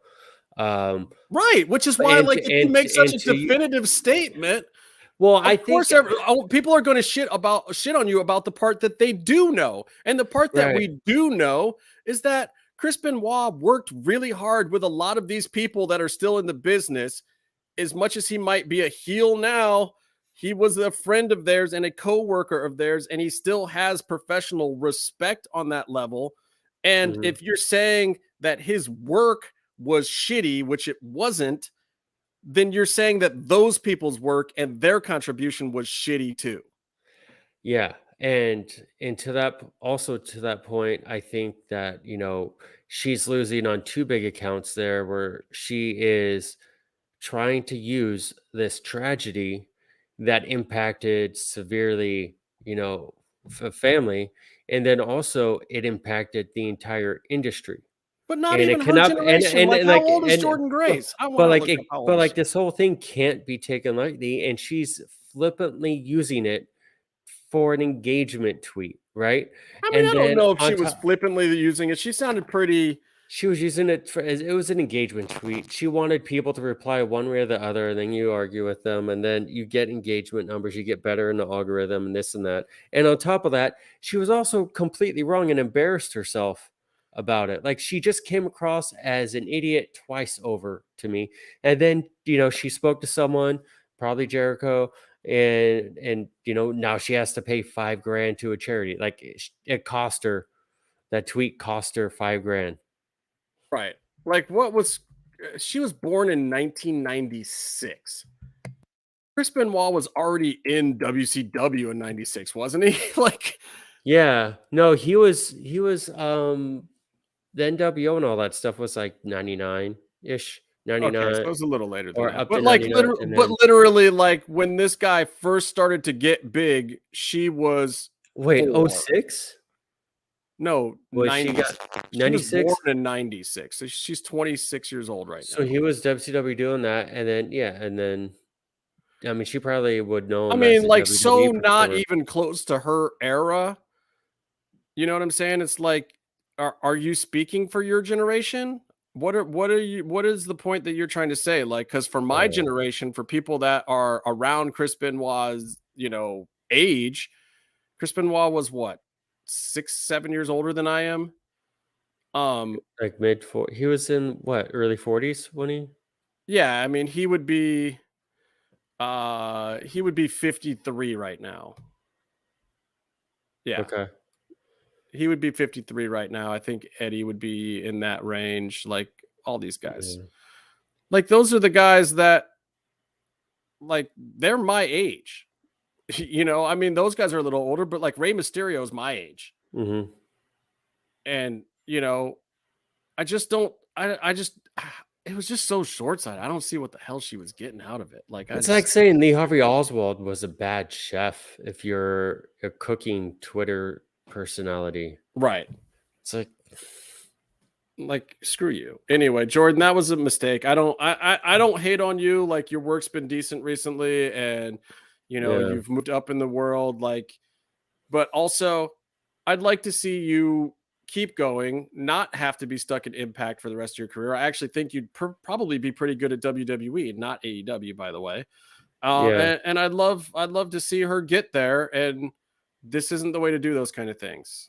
Because No. look, all those agents and everybody who's running everything backstage on the day to day, the people that protect you, the people that are going to get you somewhere in your career, and even Mhm. probably backstage at Impact, are his contemporaries and are not going to like that you have spoken out of turn. Yeah. Anyway, I mean, you can't. It's just she's a fucking idiot. I want to talk She about should have another never one. done that. I want to talk about another one, Byron. I got another What's one. that? I got another couple. Yeah. And this is funny too, because normally I'm like knee deep in the shows and I have notes on stuff on all the shows, but I don't even care because there's so much other interesting stuff going on. First I want to talk about MJF. Who? Exactly. What a fucking bust. This has real heat with me. I don't care if it's a shoot or a work. I really don't. And honestly, at this point in time, like, look, Tony, you've done a great job of confusing people. Here's why I think it's still 100% a shoot. It gets brought up at press conferences. The only real questions he actually gets, by the way. And what is Tony's response? I'm not going to comment on that. Not going to comment. If there was really something going on, we've seen Tony in that position before. What would Tony actually say? Tony would say, yeah, no, guys, we're totally working it out, man. We're going to work things out. Like, we're talking, we're having some conversations. I'll keep you guys posted on what's going on. Like, that's Tony, even how he tried to work Orange would Cassidy's theme. Cassidy's theme. He was working everyone, trying to get the signatures, blah, blah, blah. He was just going to debut it when he wanted to debut it. Right. And this is how he answers questions. Yeah. The fact that he's saying he won't answer is like, come on, Tony. You've never been scripted a day in your life. Do you think we know the one time that you say something when it's scripted? Come on. It's going to be the one thing that sounds 150 million% out of character for you. You're blabbermouth Adderall freak that wants to tell the world everything, and we love you for it. Yes. But also, if you really want to work this shoot into making us think it's a shoot, you have to make it sound like it's a shoot. Like, yeah, I don't know, MJF, he had the mic and maybe he shouldn't have, like, look, we'll work some stuff out. I'll do some stuff. I'll talk to him. Like, that's what Tony should be doing. And if he did that and we still didn't see MJF on TV, I'd be like, oh shit, they talked and it didn't go well. What is happening? Oh my God. So I have heard a couple things that, like, MJF is actually legit nursing an injury. They had not planned on playing the story out this way, but then that they wanted to just give him some time. So they decided to play the angle out this way and actually take him off of TV. It seems really suspicious that a lot of the old timers with podcasts, and when I say old timers, I'm talking about old timers that don't really agree with each other ever. Yeah. Like Russo and Cornette and Conan and Booker T, like pretty much all on their podcasts. The week and a half or 2 weeks before it happened, we're all like, nah, this is some bullshit. Like, if he really had a hot mic and said those kind of things, whatever, you take that guy off TV. Literally all of them said that. And guess what? They're right. So what does Tony do? That's the story. We know Tony listens to the internet. We know he listens to people's podcasts. Like, he has his ear to the ground and he at least listens to what they're saying. And pretty much across the board, all these podcasting wrestling people who never agree about anything all said if MJF was really doing all that stuff or threatening to not show at the pay-per-view or getting a hot mic and really dropping real pipe bombs and shoot interviews in the middle of the ring when network executives were there and company owners. Yeah, that wasn't just any episode of Dynamite either. Like, the fact that, like you said, all those people were in attendance. Okay, and then here's where we get back to, what if it really is a shoot? From everything I've heard, the new Warner Discovery loves AEW. They like the sports programming. They were on board with the MJF stuff or whatever that meant at the time, that they're talking to Tony about how to possibly integrate AEW products into HBO Max when that comes through. Zaslav has already put out a timeline for it. He's the new guy who owned Discovery, who basically owns everything that AOL used to own plus Discovery, which is all of Warner Brothers, DC, HBO, Cinemax, TNT, Turner Networks, CNN, all the Discovery networks, Food Network, Cooking Channel, DIY, Home, fucking Discovery, TLC, Oprah. I mean, Discovery before the merger owned 31% of everything you saw on basic cable. Now what is it? 48% of everything on cable? Nearly almost half they control of what you see on basic cable. Yeah. And HBO Max and HBO now and Cinemax. Jesus Christ. Like, that's a fucking coup.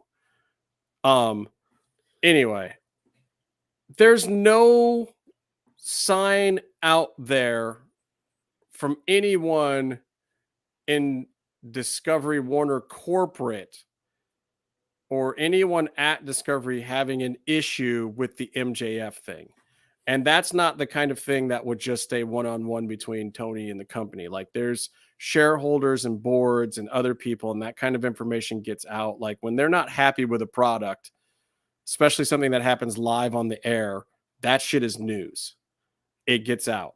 There's none of that, which makes me think that it's shoot or work rather. And that they were on board with it from the get-go. And that really maybe this whole thing just times out. Regardless, though, it's a huge backfire to cool this story. And AEW keeps doing this shit. Like, even when they do the thing that we want them to do, they do the right thing. Like, take Wardlow, for example. Mm-hmm. Okay, we said for months that Wardlow had to get into the TV title picture, that the breakout thing was working fine, the fake Goldberg thing was okay. Mm-hmm. But then they fucked it up and cooled it with this holdover Smart Mark thing. Smart Mark segment. And there's nothing wrong with Smart Mark. You know, I don't mind him at all. And I also don't mind the principle of what AEW is. Like, AEW is all friends wrestling.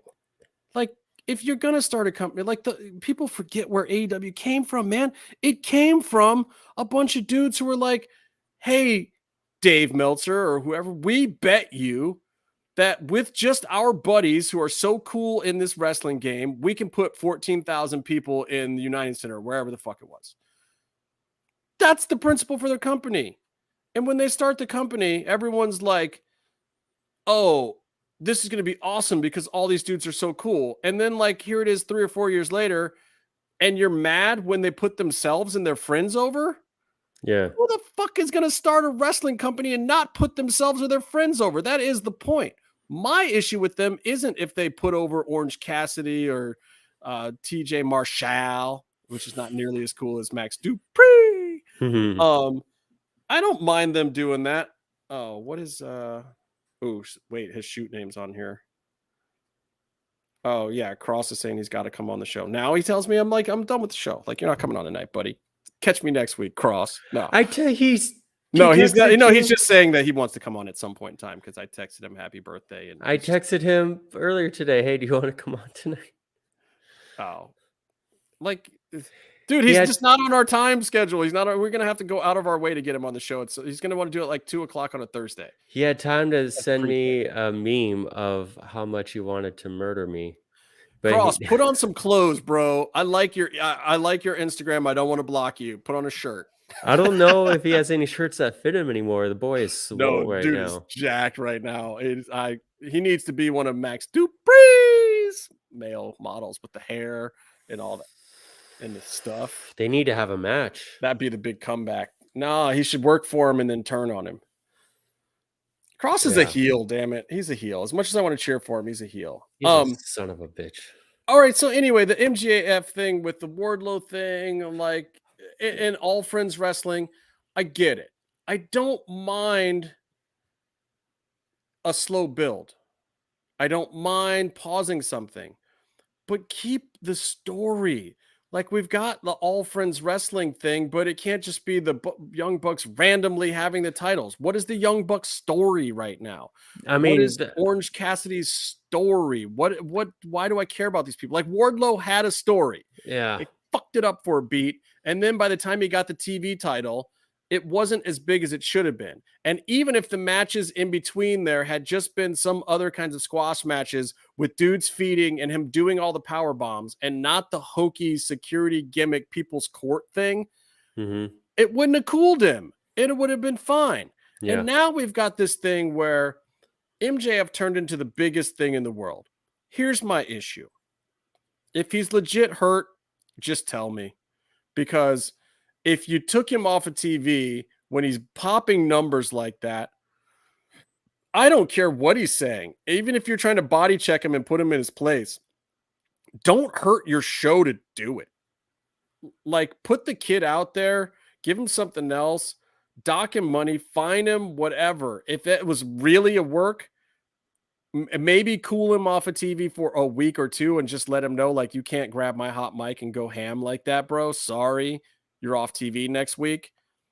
Like, and give him a little slap on the wrist. But it's been over a month now. Like, you lost the hottest angle in wrestling, and now it's Christian Cage. What? Really? That was the choice that you made. And don't get me wrong, Christian's doing a great job being the top heel, mouthpiece wise, and more power to him. And he's capitalizing on the fact that MJF is not in his face. But it's just like, why did we take him off of TV for a month? If it's a work, then just let it work. And people know it's like, everyone knew the CM Punk pipe bomb stuff was, as he continued it, was approved. Of like whether or not the very first CM Punk pipe bomb was a shoot or work, people still debate it all day long. But the simple fact of the matter was WWE made the right choice, which is, we're going to fuck this guy over eventually. But that dumb shit that he did actually worked. So let's put him on TV again and let him do it some more. Like, let's just make it part of his gimmick. People seem to be responding. That's good business. It's wrestling. It's a carnival. Like, if the Daredevil all of a sudden decides to drive his motorcycle on the tightrope and that wasn't the plan, you smack him on the wrist because he did something dumb that almost died. And also you make him do it every friggin' night because now that's the new big stunt. And now he can make you money. He can make you money. And if he falls to his death, so be it. That was his dumbass fault for choosing to do it. Oh, bad association with wrestling. Metaphor. Sorry, for the God thing. rest, please. Anyway, but it's such a weird thing because now AEW is a company that doesn't have MJF in it. That's essentially what it is now. But also, like, the storytelling with Tony Khan and AEW with the roster they have is you have things come and go. You have Roosh showing up. Transient. Roosh shows up and then he disappears for a while, and then they do some stuff and then it goes away. And I get, like, with Lucha Underground, we saw a lot of that with their episodic programming where, like, you'll do your story and 2 episodes later you do it. But, like, that's more of like a big episodic thing. I don't even have a problem with that. I don't have the problem with cool. Like, I had a problem with the one Rampage that was Rampage of Honor. That was just like, I get it. And you don't have a place for these guys, but why did you make the whole show that? Why are you hot-shotting your pay-per-view all at once now? Put one of these matches on Dynamite, put one of them on Rampage, like, keep the thing going. I know you got to sell a Ring of Honor pay-per-view. I'm fine with that. Give me stories, build the shit, stop hot-shotting and then dumping. Hot shot, dumping, hot shot, dumping. This is not the way to get your friends over. Like, if it is your friends that are going to be all the top guys and all these WWE people or other people are coming in, I'm fine with that. But give them storylines. Let them do the work. Do what you did with Britt Baker when she was doing her dental show thing when you guys were in the quarantine. Just let it build. Do it every week. Keep it going. Build some stories. Find the thing that pops, which was Thunder Rosa. Like, they tried a few things for Britt. They had time to, but they kept her story going. Pick those people. I don't care if everyone else gets burned at this point. Like, I don't even care if my favorites get burned. They're all getting burned as it is right now. Okay, you've ruined Penta and Phoenix. Don't care anymore. Fine. You're paying Pac. Pac's still got like the 3rd highest salary in the whole fucking company somehow, which makes no sense. Well, so why are you using him like shit though? Like, let him have some actual stories, not just be a tough guy that comes out and kills people. No, Pac has a thing going on right now. He's as of this Wednesday, as of this week. He has the belt, but like they're making use of his situation, and he's working overseas defending the belt, being an AEW representative. Right, and then they'll take those matches and put them on Dark. That's not a story. That's a series of matches. Yeah, and I get it, but like, okay, let me put it to you this way: there was a match on Raw this week. It was the match of the week. It was Seth Rollins versus Ezekiel. Seth Rollins lost 3 times in a row at pay-per-views to Cody Rhodes. and did not lose any of his heat. And he's possibly a bigger star now. And you ask yourself, why? Why? Because they're talking about Money in the Bank right now. And when you talk about Money in the Bank, you can talk about Seth Rollins with one of the best cash-ins in history. One that pissed everyone off at the time. I loved it. it. WWE built that slow and long. And then they did all sorts of other slow, methodical, and smart things with Seth Rollins over the years. In and out of the Shield, changing characters, just did stuff with him for a long, long time. And every one of his feuds had a long build, usually multiple pay-per-view cycles. And yeah, he had some duds. The weird Messiah thing with the Mysterios and this and the other thing wasn't great, but it went long. It was several pay-per-view cycles. It was with Seth and Ray, and then it was with Dom and, Seth's proteges or whatever was going on. And then the daughter, like, that's a storyline. So now you get to the point where it's like, yeah, Seth, you and Cody are going to have some great matches, but you're going to job to him 3 consecutive times. Didn't hurt him at all. Cody's gone, got the one up on him. The story is not left with Seth being the victor, even though he supposedly took Cody out with his arm. Then he goes into a match against Ezekiel, whose win-loss record is horrible. I mean, he's really the jobber, even though the guy looks like $1 million right now. Like, never looked that good as Elias. Doing great stuff. His storyline's been going on with KO forever. Even KO's going into another storyline and still referencing that storyline. I know people think some of it's childish and asinine, and you might think that the actual content of those storylines is bad, and maybe it is. But the commitment and the way that it's told to you, and the fact that one of their normal wrestling spots this week was just a backstory package of Bianca and Big Time Bex. Like, there's reasons why their shit works. And I know that they have a 3-hour show to fill, and AEW only has 3 hours for the whole week with a roster that's twice the size of all of WWE. I get it. That is part of the problem. But honestly, when I saw that match, Seth and Ezekiel go in there, they went 3 commercial breaks. So this is a 15 or 20 minute match. They were basically filling a huge amount of time. Yeah. Really long match. Did not feel long.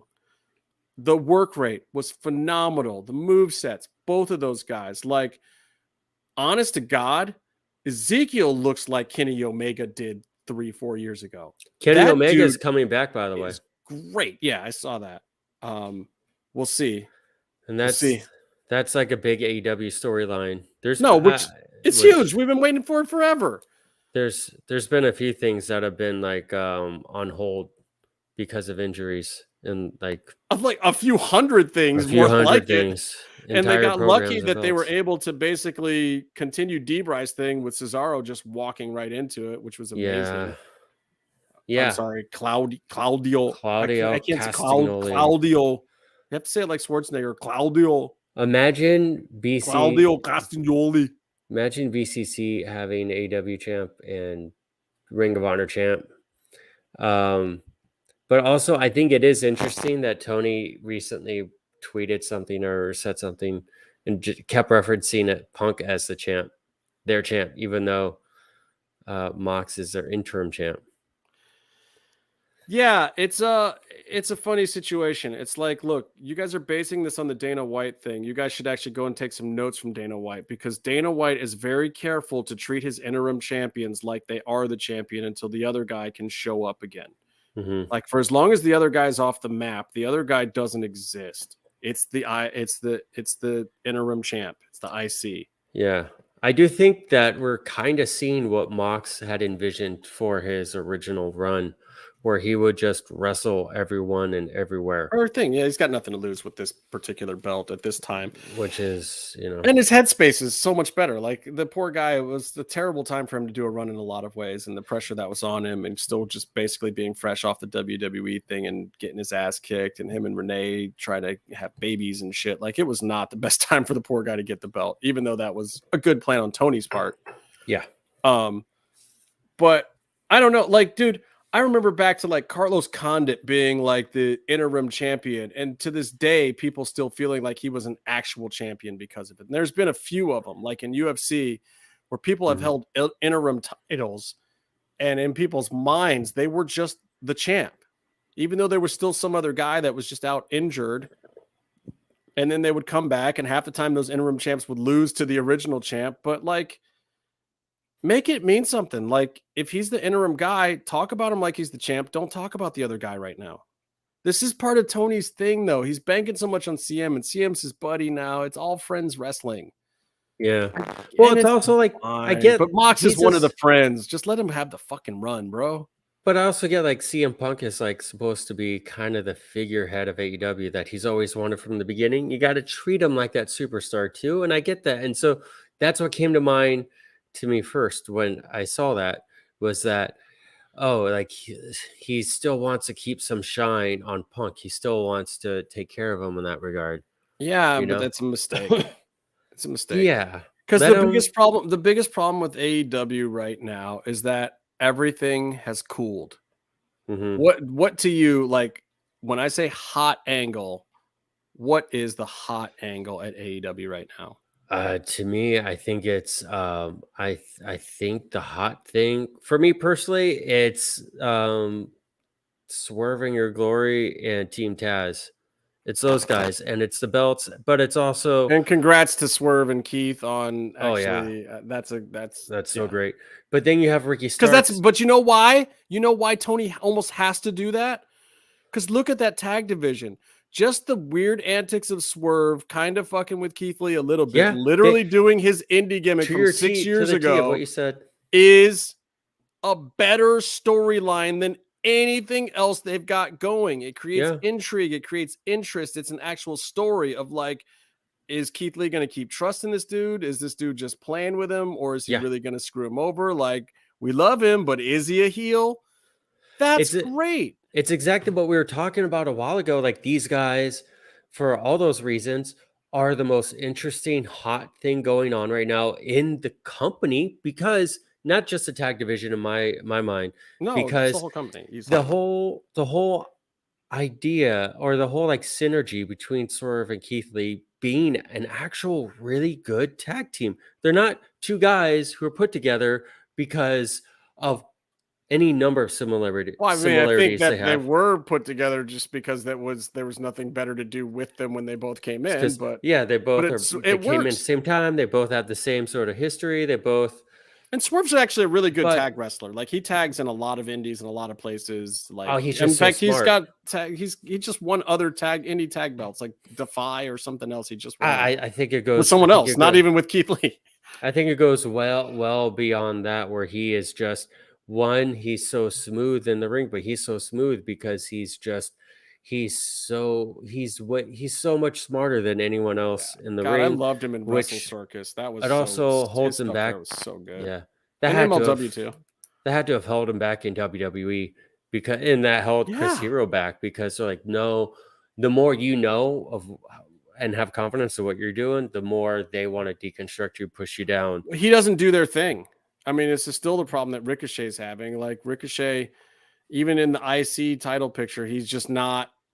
He's not a Shawn Michaels kind of IC champ. He's this other indie. He still works like an indie guy. He has no It's presence. not the WWE thing. WWE presence. You know what I would say, honestly, to me in AEW, the second hottest thing is I've been liking Thunderstorm.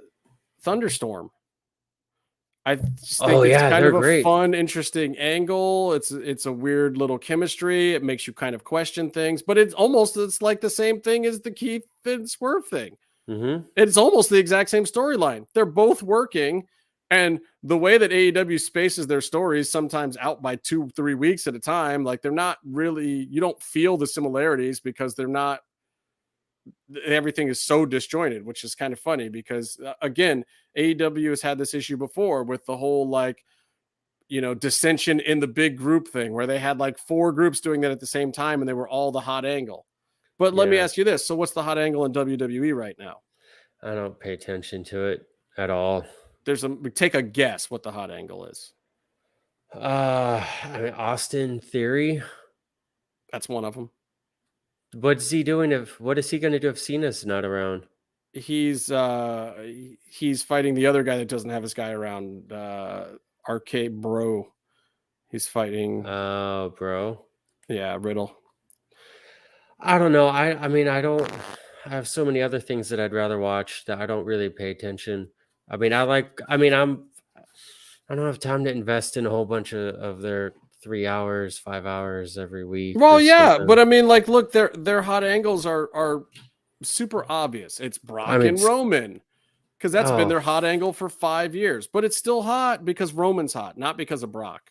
Like, Brock's getting some decent pops or whatever, but it's like that Randy face run 5 years ago that just was kind of like, everyone was like, okay, it's Randy Orton again. Yay.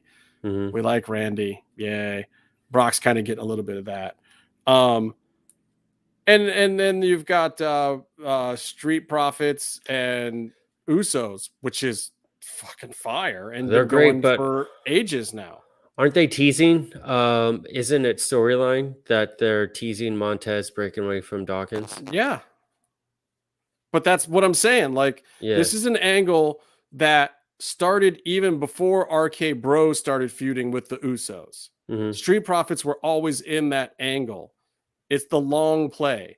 There is literally no tag division, and they make it feel like there's a tag division simply by having the foresight to say, okay, well, after, Randy has to go on his little break and we do this RK Bro thing, if it works out, we need to keep the Street Profits healthy so that they can be the next one for the Usos.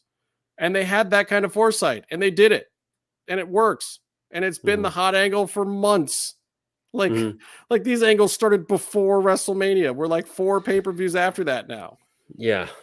I'm just saying, like, and this is the difference between AEW and WWE. And I'm not saying one is better than the other. I'm just saying that I want WWE to have better stories, and I want AEW to have a story.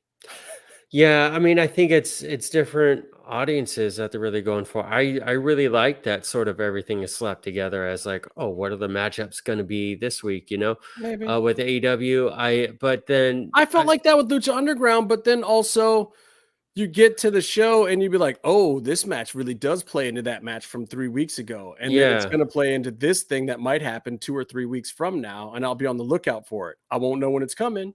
But when it does come, I'll understand what's happening. I think AEW does have some big stories, but like what we were saying, it's the ones that they pay attention to and are focused on. That it's not, this is how they treat everything. And there are certain talents who are good talents that get lost by the wayside because they aren't they're not the Kenny Omega types or the Jericho types. Yeah, they're not best friends wrestlers. They're not the all friends wrestling. Yeah, but also they're not like taking, or maybe they're just not good at coming up with all of their own ideas. Look, or like when AEW gets 12 guys that they will let take the mic that can be as good on the mic as guys like MJF, they're going to be set. Like, just let those guys have the book. And this is why I say, like, I don't mind. Like, let the Young Bucks have the book. Let them fuck over FTR or whatever. It's their goddamn promotion. They're EVPs. Let them do it. I don't care. Just let somebody do it and let them do it consistently. Like, give me the storylines, give me the characters, give me those people being the stars of your show. Like, I can't even tell you who the A level of performers at AEW is right now. Like, it's almost 50-50 now with everyone on the entire roster. Yeah, and and also there's a few guys like Griff that are maybe clearly considered not top guys. No, Griff is clearly considered the top guy in his team by far. Well, I guess that's true. But every time I see him, I go, oh, he's so much better than the guy who we actually know standing next to him. I know. But look, you can tell the promotion loves him. They stole their valet. Yeah. No. I mean, you guys are so good. We're going to yank your valet and put her with some team that can actually do something for her. I think they do like Griff, but it's also like, where do they fit in? Well, exactly. But he got he actually still got a match because he looks like Jungle Boy. They still put that on TV.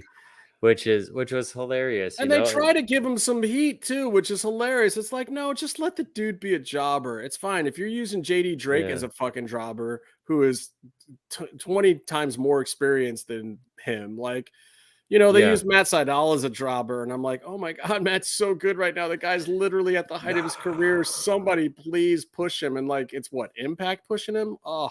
I think they did great with Sydal because he was he should be a top guy, man. I mean, he should maybe start winning matches.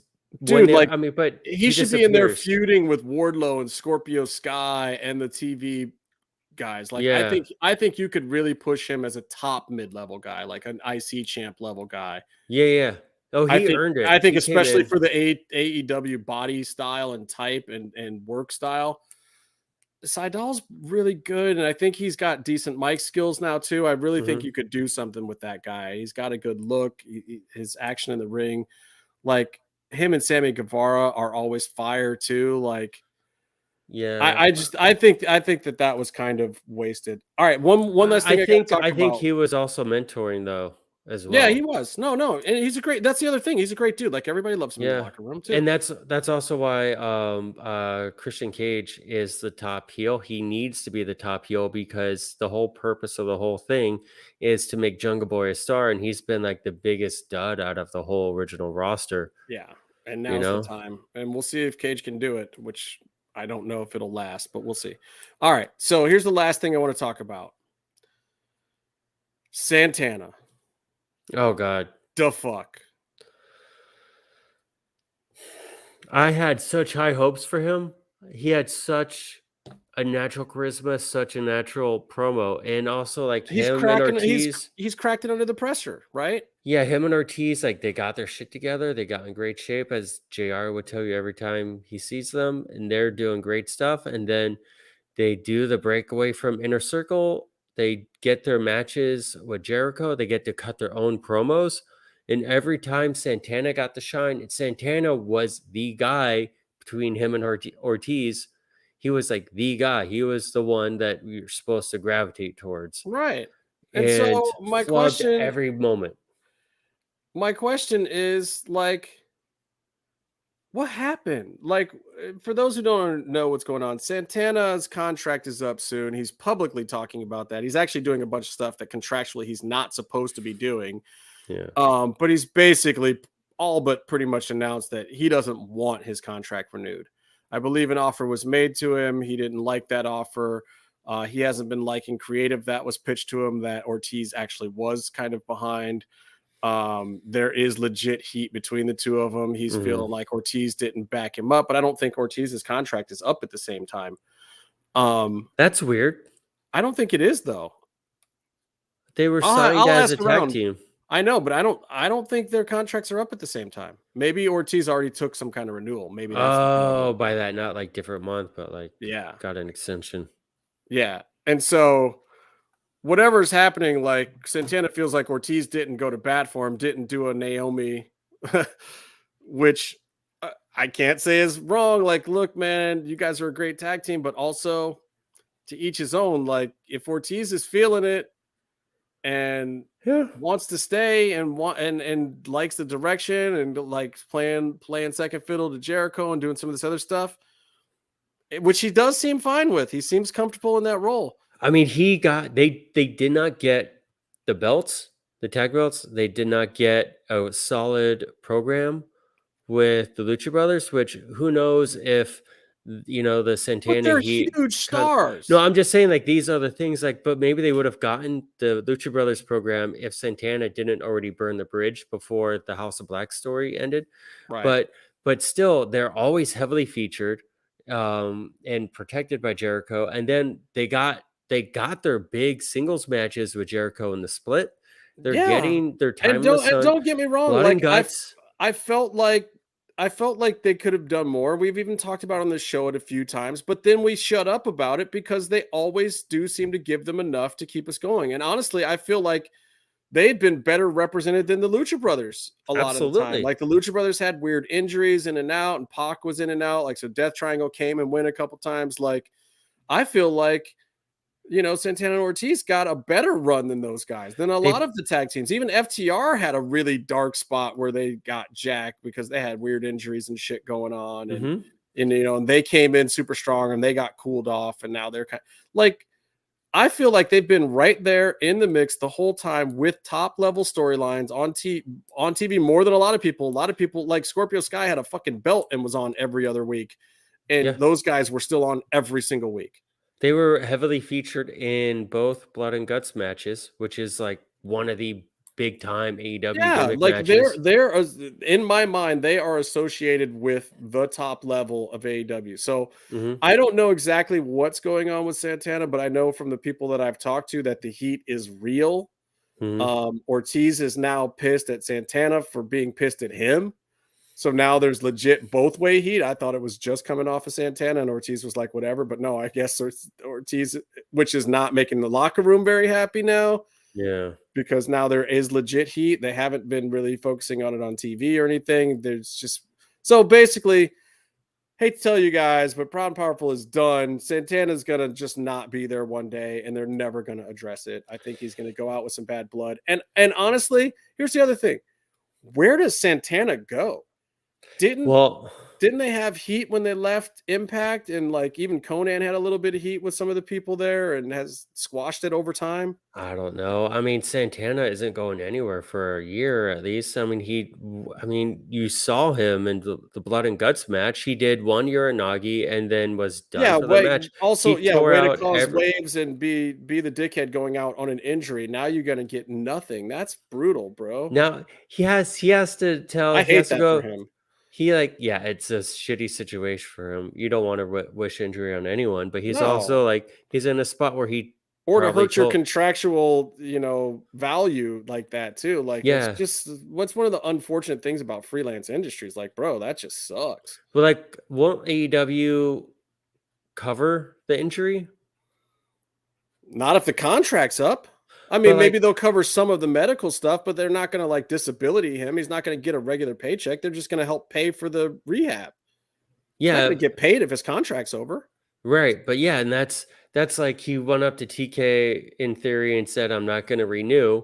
So the Blood and Guts was probably going to be his last big, hurrah. Right. That's his big hurrah.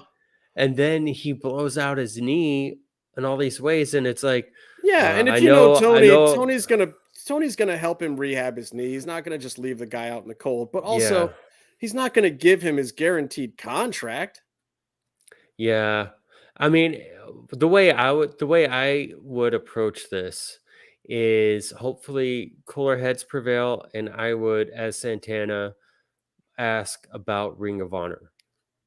I would beg to stay and suck it up and not be a bitch. Well, I mean, ideally, he stops being a bitch, and then Proud and Powerful can be tag champs in 6 months, a year, whatever, when he could walk again.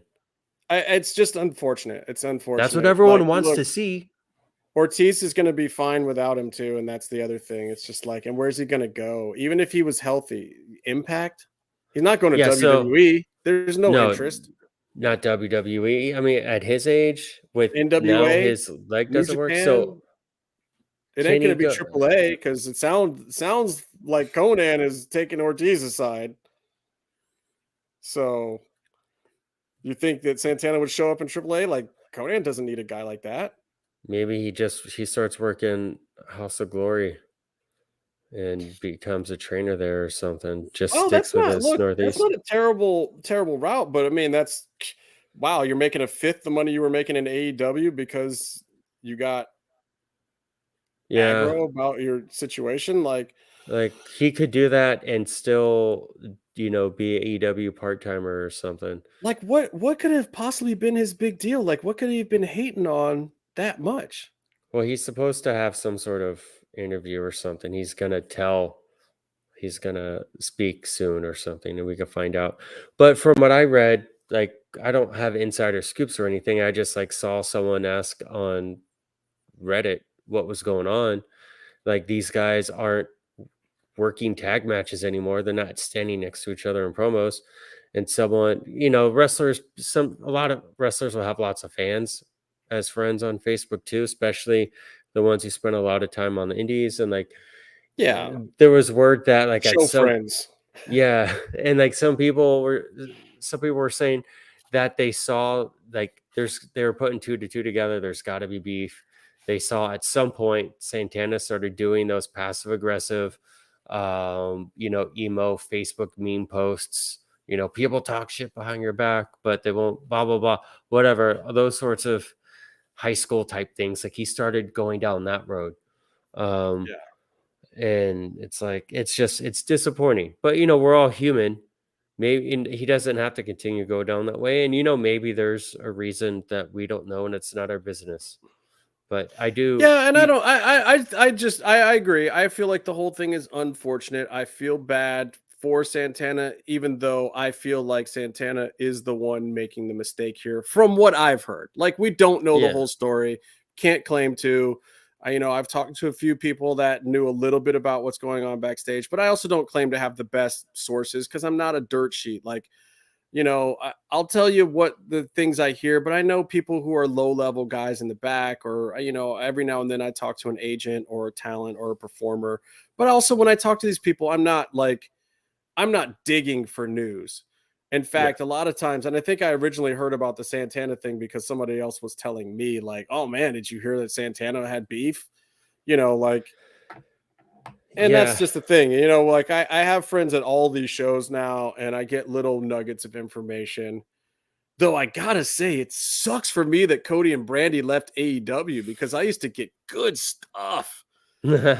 That was good stuff. Like, and I didn't even report it or put it. In fact, we weren't even doing the podcast for like months of that time, and I was getting all sorts of great info. I'd be talking about it to Byron. Like, Yeah. I got some good ones ahead of time that would have been great for the show. But yeah, now I don't get any of that, and none That's of those. why you don't like AEW now. No, it's great. It's still great. Like and Yeah. I still get some good stuff, but I don't get like the high level stuff of money level stuff that I was getting before. Now I get regular backstage stuff like everybody does. Mhm. Just from people hearing stuff or being around or coming to TV in the morning or whatever. Like I get that stuff from pretty much every promotion. I know at least 2 or 3 people that are in the mix somewhere, except actually NXT. I don't know anyone at the current NXT product. I don't know anyone that's at TV there. I think everything we hear about it comes from Meef these days. Yeah. I don't know anything. And it's funny because at one point in time, we must have probably known 20 people backstage at NXT, like 20 or 30, like the whole shebang, to the point where there were people working at NXT that were like cameramen that had come from Full Sail that I knew that I didn't even know were working at NXT. Like, there were more people at NXT that we knew them, and maybe some of them are still there now, but I feel like I don't know a single soul there. That's why they did the 2.0. MMM show is getting too close. Maybe. I mean, They're that like, was we like got to get our rid of Triple show. H. That was all our guys for a while, like especially when you had HDF over there and Cross and Swerve, and then a bunch of our faves from the indies. Like, I really loved Sam Shaw the whole time he was there. And then Shotzi, who was always super cool when she was out on the indies, and like we hung out with her a bunch, and like all those people that came through there just all disappeared. And God bless Shotzi. I hope to God she survives all the crap that they're giving her at WWE right now. It's a shame. It's a shame. Like you could see She's it right such away. a good talent. You could see it right away when they called her up, and then I like when they fired Scarlett and they brought Shotzi up to the main without her tag partners. Like, they immediately turned her into the sort of sexy heel bitch type. And it's like, oh, they're doing what you would do with Scarlett if she was a talent. But they're making Shotzi do it, and in doing Shotzi so, was so much better as just the fun baby face driving around with the tank. And they get rid of the tank, get rid of the helmet. And you know what? Make her a heel, but keep the tank in the helmet. Those are her. Maybe. Let her keep her personality, But this again, and it's almost like they had to change this stuff because she's in the same category with Max Dupree of like, we brought you up, but we just basically fired Triple H for not running that shop the right way that we wanted. So we're going to pretend that whatever was done with you down there was garbage. And they did the same with Cross when they brought him up, though he was brought up earlier, so he suffered the Nick Khan cuts, just like Keith and all those guys. And I still don't know how Damian Priest avoided that, but I'm liking him more and more now. Maybe because he's the only guy left from that era. I don't know. Just I like the Judgment Day thing though that they're doing, and even though I wish they would go ahead and just expand it, I know that they're playing kind of the long con here with Dominic Mysterio and with the return of Edge. So, and of course Ripley's out now. God, just she got a concussion. They had all of these good stuff, all these good things going. Poor WWE was really kind of on a good path and really rebuilding everything after the Nick Khan cuts and all that shit. And then they just got fucked. They got decimated with Vince scandals and people injured and, you know, part-timers times not working out the right way. And, you know, losing Cena now from big stuff. And I gotta say, all this crazy stuff going on, really, if you're a wrestling fan, where you need to be is you just need to start watching Stardom. They just had some major shit go on. I'm gonna fuck everything up. I just realized, by the way, I watched Thunder Rosa's match with Miyu Yamashita. I've been saying Miyu Yamashita like a fucking asshole all this time. Yamashita Miyu. The whole thing with Japanese U's are almost never pronounced. Like it's not Asuka, it's Asuka. Like if it's in there, but or like Mas. Yeah. You know, it's so like, also like I look at a word and I'm like, here are all the syllables, so I know what to say. Yamashita, and then you hear them say it's like Yamashita. Like, you could just mumble your way through. Right, but you should. That's the way. That's vernacular. It's Yamashita. But for my money, that shit's great. By the way, Thunder had a fantastic match, and then they're gonna have a rematch for the title in AEW. I think that's gonna be a lot of fun. Thunder Rosa is awesome. Happy birthday week to Thunder Rosa. Is it her birthday this week? She said happy birthday. It's my birthday week, and I don't know which day it is because I suck. Oh, I have it in my calendar. You can also just go back to the MMM show page and look at whenever I posted gratuitous Mark photos of me and Mel, or Jim and Mel, or anybody but you and Mel. I have pictures of her. Really? Are they any good? Because mine look hot. She took them. I think they're great. You're saying she's an artist, but basically you made an artist do bad art. I didn't do anything. I think the picture's great. It's a snapshot of a moment in time. I'm trying to think if Mel's birthday is this close to Cross's. Is that really true? That's what she was saying. Julia just give free birthday stuff, like you know, like the cam girls do and shit. Like every week is a cam girl's birthday. Should we do an MMM OnlyFans? Yes. On one condition. What? There will be penis. And it will be Vince McMahon's from a 2004 dick pic photo off a Motorola Razr. It's gonna be Casey's. Casey, I had a big movie day. He really wants to let that thing out of the box, doesn't he? He really does. But he wants to let a lot of basically everything in his pants. He will not stop talking about. So I had a big movie day. I had him and a few other friends over, and we watched The Kindred. We watched Without Warning, Spookies, and a fourth movie all on the same day. And Casey made it a point to take a shit in my home. He also went to my office and ripped a fart like so bad that I think the paint started peeling off. And he and our friend Kevin couldn't stop giggling about it. I was looking for Mel's birthday and I found this one. I was inquiring on your well-being. I was wondering how you were, genuinely and sincerely. I've had one molecule in my body my entire life to express compassion and affection towards another human being in this parameter, and I come to find out that you are a genuine Lafitte snob. Oh shit. And you will eventually, because we all die. But when you die, Byron, I'm gonna have a fucking barbecue, right? And I'm gonna sleep like a baby.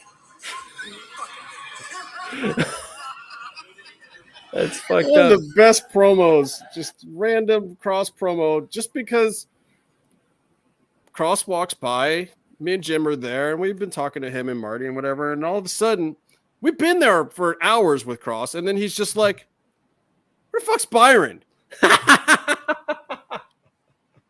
We're like, Byron? He's like, yeah, the redheaded, the big, tall, lerpy mother. Pull out your fucking phone. And then he's just like, pull out your fucking phone. And I'm like, here we go. And then Byron is just like, eviscerated. He called you an effete snob. That's so tasty. I mean, he knows me really well, but still, he didn't have to be rude about it. You fucking pegged. Well, look, at least he was thinking about you. I didn't go to the PC. I went to the Circle 6 show, and I fist bumped him and all that shit. And I texted him afterwards. And then and we talked a little bit about my arm injury. He's super nice, except when he doesn't want to be nice to me. Like, I wasn't at the PCW show last Friday. No, like, he's super nice when you're healing from a wound because he wants to re-inflict that on you. And also, have any of these things worked? Maybe he's ribbing you and giving you bad advice and making it sound like he really cares. No, things are going really well for my arm. I should be back to playing hockey. So he's genuinely trying to heal you so he can break you himself. Yeah, but then he sees that I'm not at the PCW show, the recent LA show right before his birthday. And he gives Jim a message for me, and then he also sends me a voice message, threatening, telling me how mad he is, and threatening, my personal well-being. I'm gonna get those from Massaro this week too, because I can't go to his Circle 6 show in Cleveland, and he ain't got no other homies in the 216. Oh no! But I'm gonna be out of town. You got to bring him pizza. I got my goddaughters. I got to take care of them that day. And they're a little too young to be going to Circle 6 shows. Bring them to the show. Wrap them in saran wrap. No, I don't think I'm taking a 7-year-old little cute sweetheart kid to Circle 6 as her first exposure to wrestling. Anyway, I gotta go to bed, Byron. The last Circle 6 show that I went to, speaking of 7-year-olds, Scarlett beat the fuck out of a dude with a dildo. I know. That's the best part about that's her whole gimmick, is to beat up perverts with their perversions.